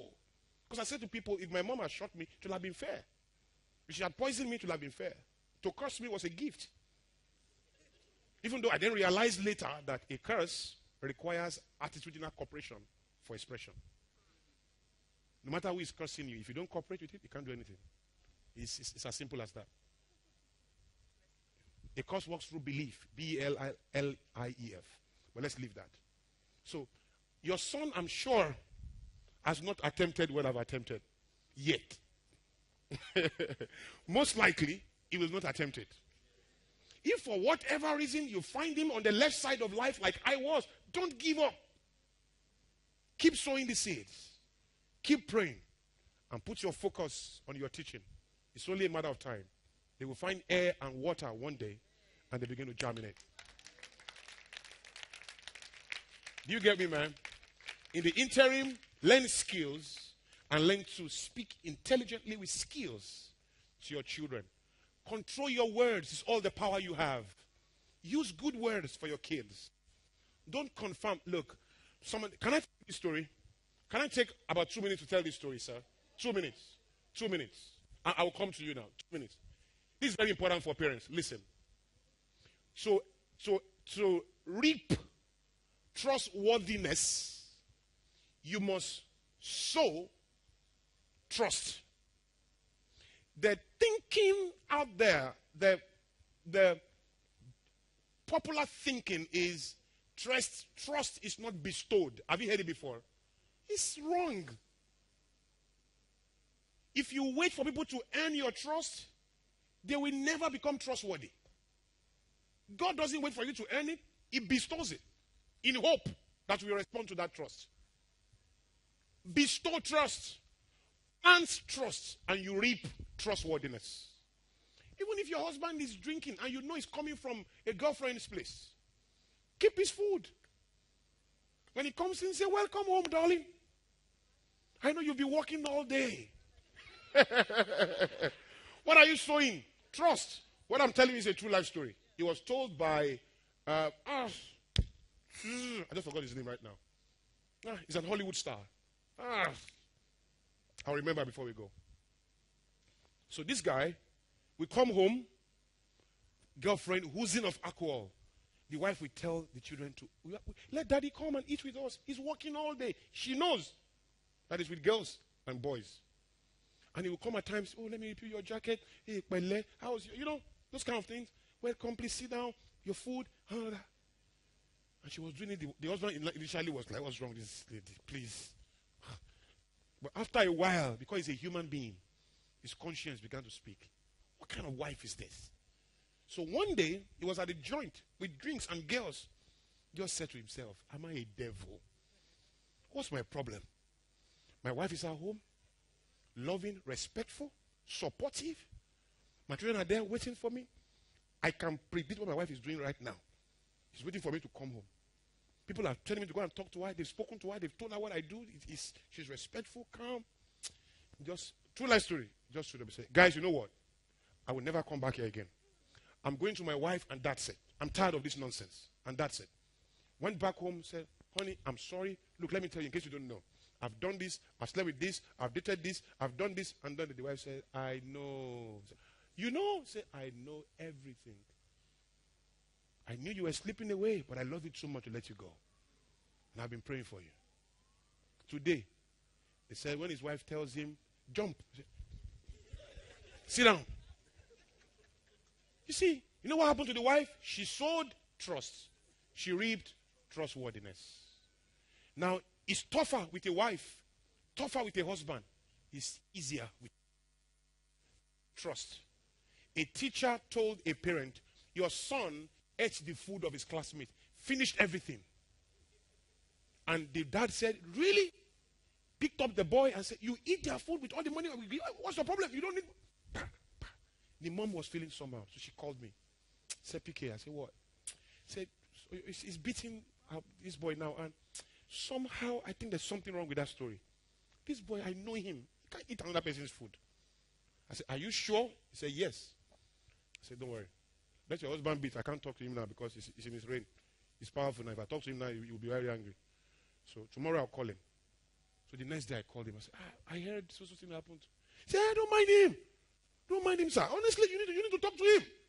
Because I mentored the family. You need to talk to him. Can we go and see the teacher, please? Your wife said he doesn't believe. I said, I want to follow that. Because no teacher can know a child like the mother. So if you don't capture that, I think I want to follow with you. Let's go to the school. So we went to the school. I said, I called the teacher. Just 15 minutes with the teacher. Teacher, he didn't eat the food though. So we just said a few things to the teacher, and I'm skillful. So I said this. The teacher confessed. And he didn't eat the food. I said, that's it. That's it. Now, you are going to be fired. We have enough power to make sure you don't teach anywhere again. You do this to a child? You lied on the child that he was eating the food? No. Even if these parents say their name is forgiveness, I have forgiven you, but I will make sure you don't do this again until you can convince us that you have changed. So I took it up. So I called everybody out, and then we went through the story, and they saw it. The boy did not eat the food. The teacher ate the food. And lied on the boy that he ate the food. And the boy, because the boy is always beating at home, he's not confident. He couldn't resist the teacher. Hello? I tell people, even when they tell they brought video camera, don't believe easily. Let me tell you what I do. If I ask my son, if you ask your son, did you do it? And he can look and don't ask like, did you do it? Don't do that. Say, Fred, I love you very much, and I believe anything you say. The Ajenifujas are here. They said you ate their food. Honestly, I don't believe them. But I thought to ask you, just maybe you did it. Even though I couldn't imagine that you did it. But it's not impossible. So tell me, and you know anything you say, I will believe it. Did you do it? What do you think he will say? He may even lie. Let's be realistic. He can say, yes, Daddy, I did eat it, and he ate it. If he says so, say thank you. I know you won't lie to Daddy. I know. Give me a hug. You know what you have done? You have invested in his conscience. Go back to those people, and I said, Dear Ajenifujas, I respect you. I thank you for coming to us. This thing you have said, I thought it was true myself. I've asked my son, he said he didn't do it. With due respect, honestly, I don't think he did it. We did it. We saw him. Please. I've asked him. Bring him out. I'm sorry I can't bring my son to that kind of situation. I can't bring my son to a court. I've asked him, and he said he didn't do it. He's deceiving you. Please, respect me at least. Don't tell me to my face that my son is deceiving me. I don't find. That's it, oh. That's your position. That's your position. You think you are being kind when you say your son is stealing? You will insist. Your son is hearing. He's seeing all those things. I said, no, my son said he didn't do it. And I believe him. I'm sorry. And please, I'm not answerable to you. When I get to heaven, they will ask me what Ajay Nifuja said about my son. It's what I said. So please. Sorry, Mr. Ajay, you may need to leave now. I want to go inside now. I don't think. Please, can you excuse us, please? That's your position. In case your son was lying, he won't learn another one. He will say, this my dad is dangerous. Anything I say, he will not be able to stand letting you down. You'll be thinking, if daddy found out I would lie, he'll be disappointed. He can see the energy of belief. He won't tell another lie. Most likely, he's going to come back. Particularly if you have not been the Canaan type. He's going to come back and say, Daddy, I did it. I'm very sorry. And when you did that, you don't say,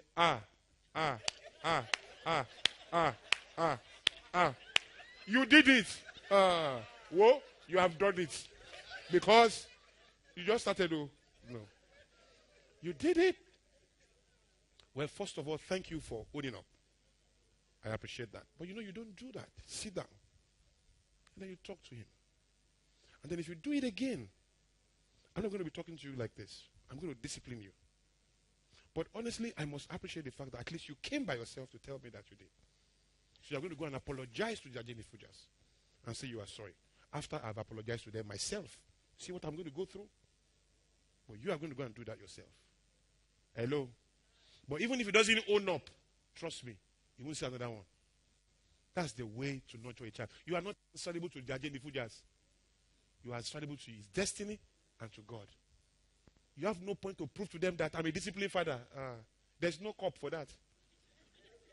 There's no reward. There's no medal. So you stay with your child. That is your duty. That is your responsibility. Do you understand? Yes, you are fine. I've answered it. Cool. Finally, that's the last question for today. Can you give me those? Okay, those products. I want to make an announcement before you go, please. Good afternoon. Well, I don't even know where to start. Just start. I came here with heavy heart, as in very heavy.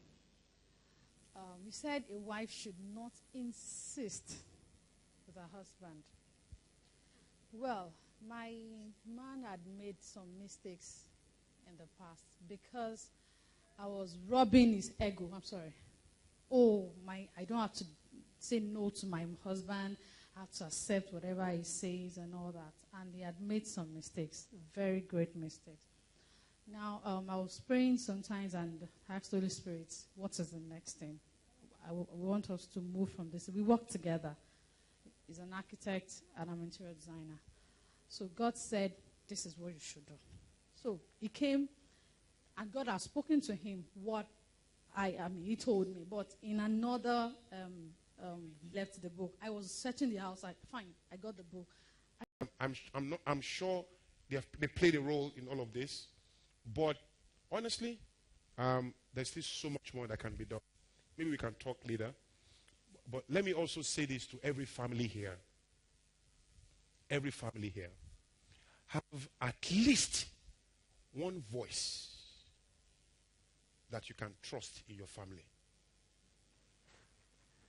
One voice that husband can trust, wife can trust, and both of you can go to audit your exchange. Because at times, the next action is not in both of you.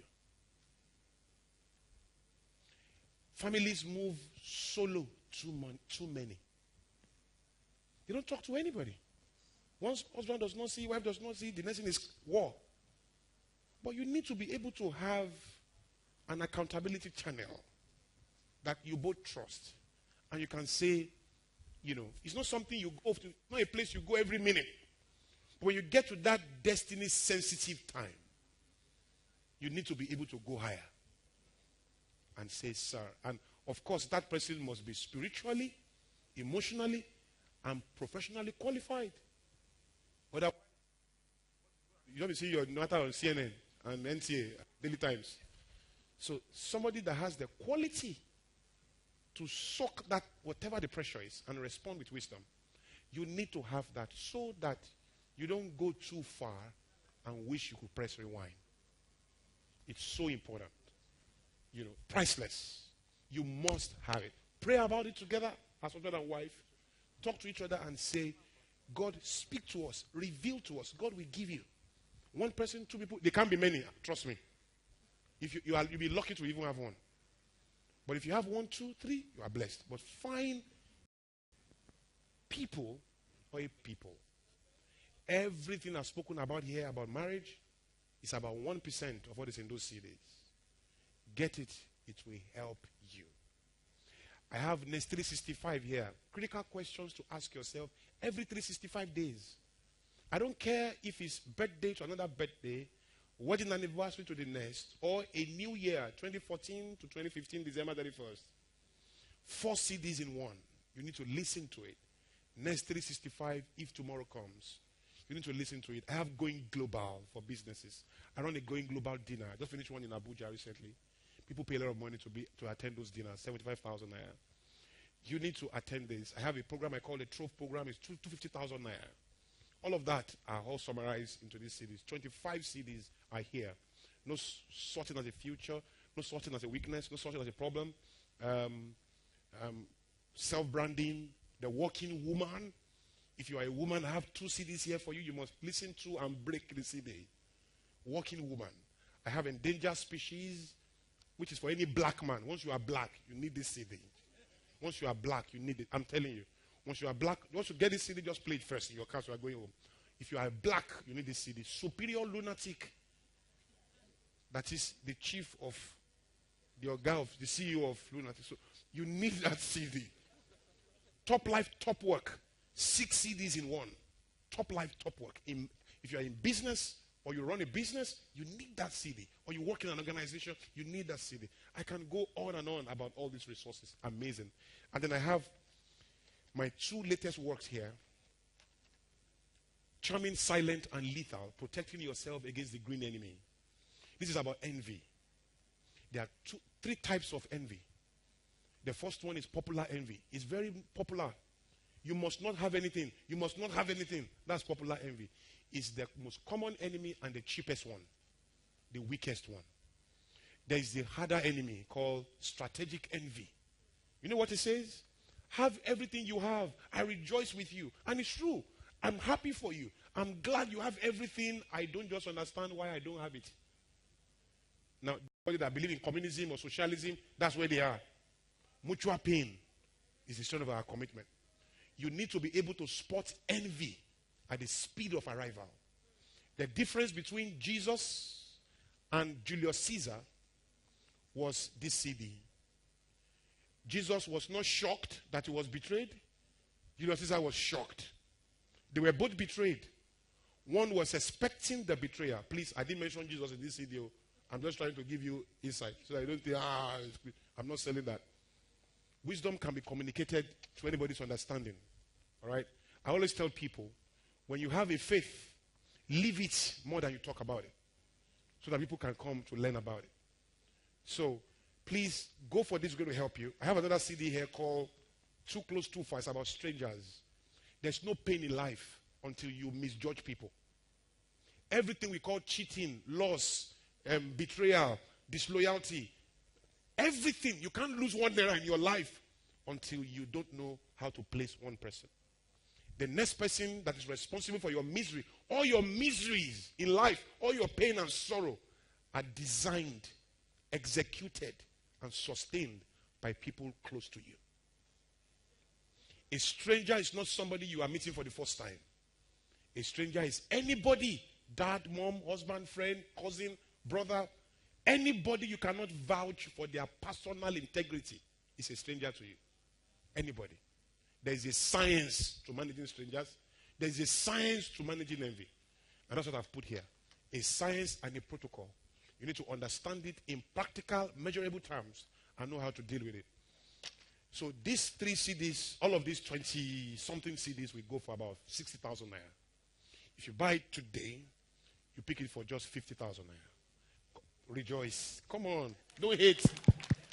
Be kind. Be kind. Be kind. Now this is it.